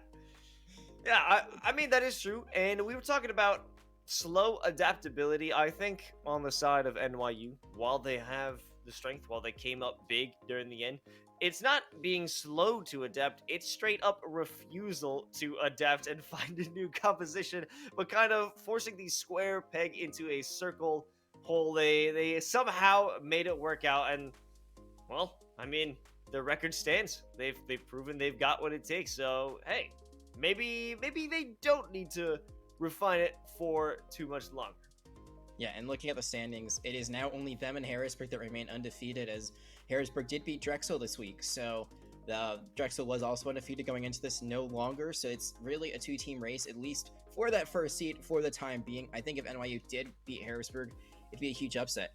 And who knows, maybe here they go for a bit of a funkier comp because they don't want to give away their strats. They know they're on stream. We talked about before, you know, delete the VOD, make sure no one can see what we want to run. You know, when you do something like that and you just keep running it down until it works, you have no idea what they could be pulling out on Havana in another matchup. So maybe this is just too big brand and it goes way past our heads. We're going to have to see down the line in this Northeast 2 conference. But I believe, Los, it is coming to an end, our time here tonight. Yeah, unfortunately, while we had some great matches today, the action is not over for the NACE Starleague. We do have League of Legends on Tuesday. Call of Duty follows it up on Wednesday, and to round out the week, it's Counter-Strike on Friday. So there's plenty of action to be found here for the NACE Starleague, but that will be it for us here on the Overwatch end of things. So thank you to everyone who tuned in, the teams, and Jag for stepping in for the week. Thank you all, and have a good night.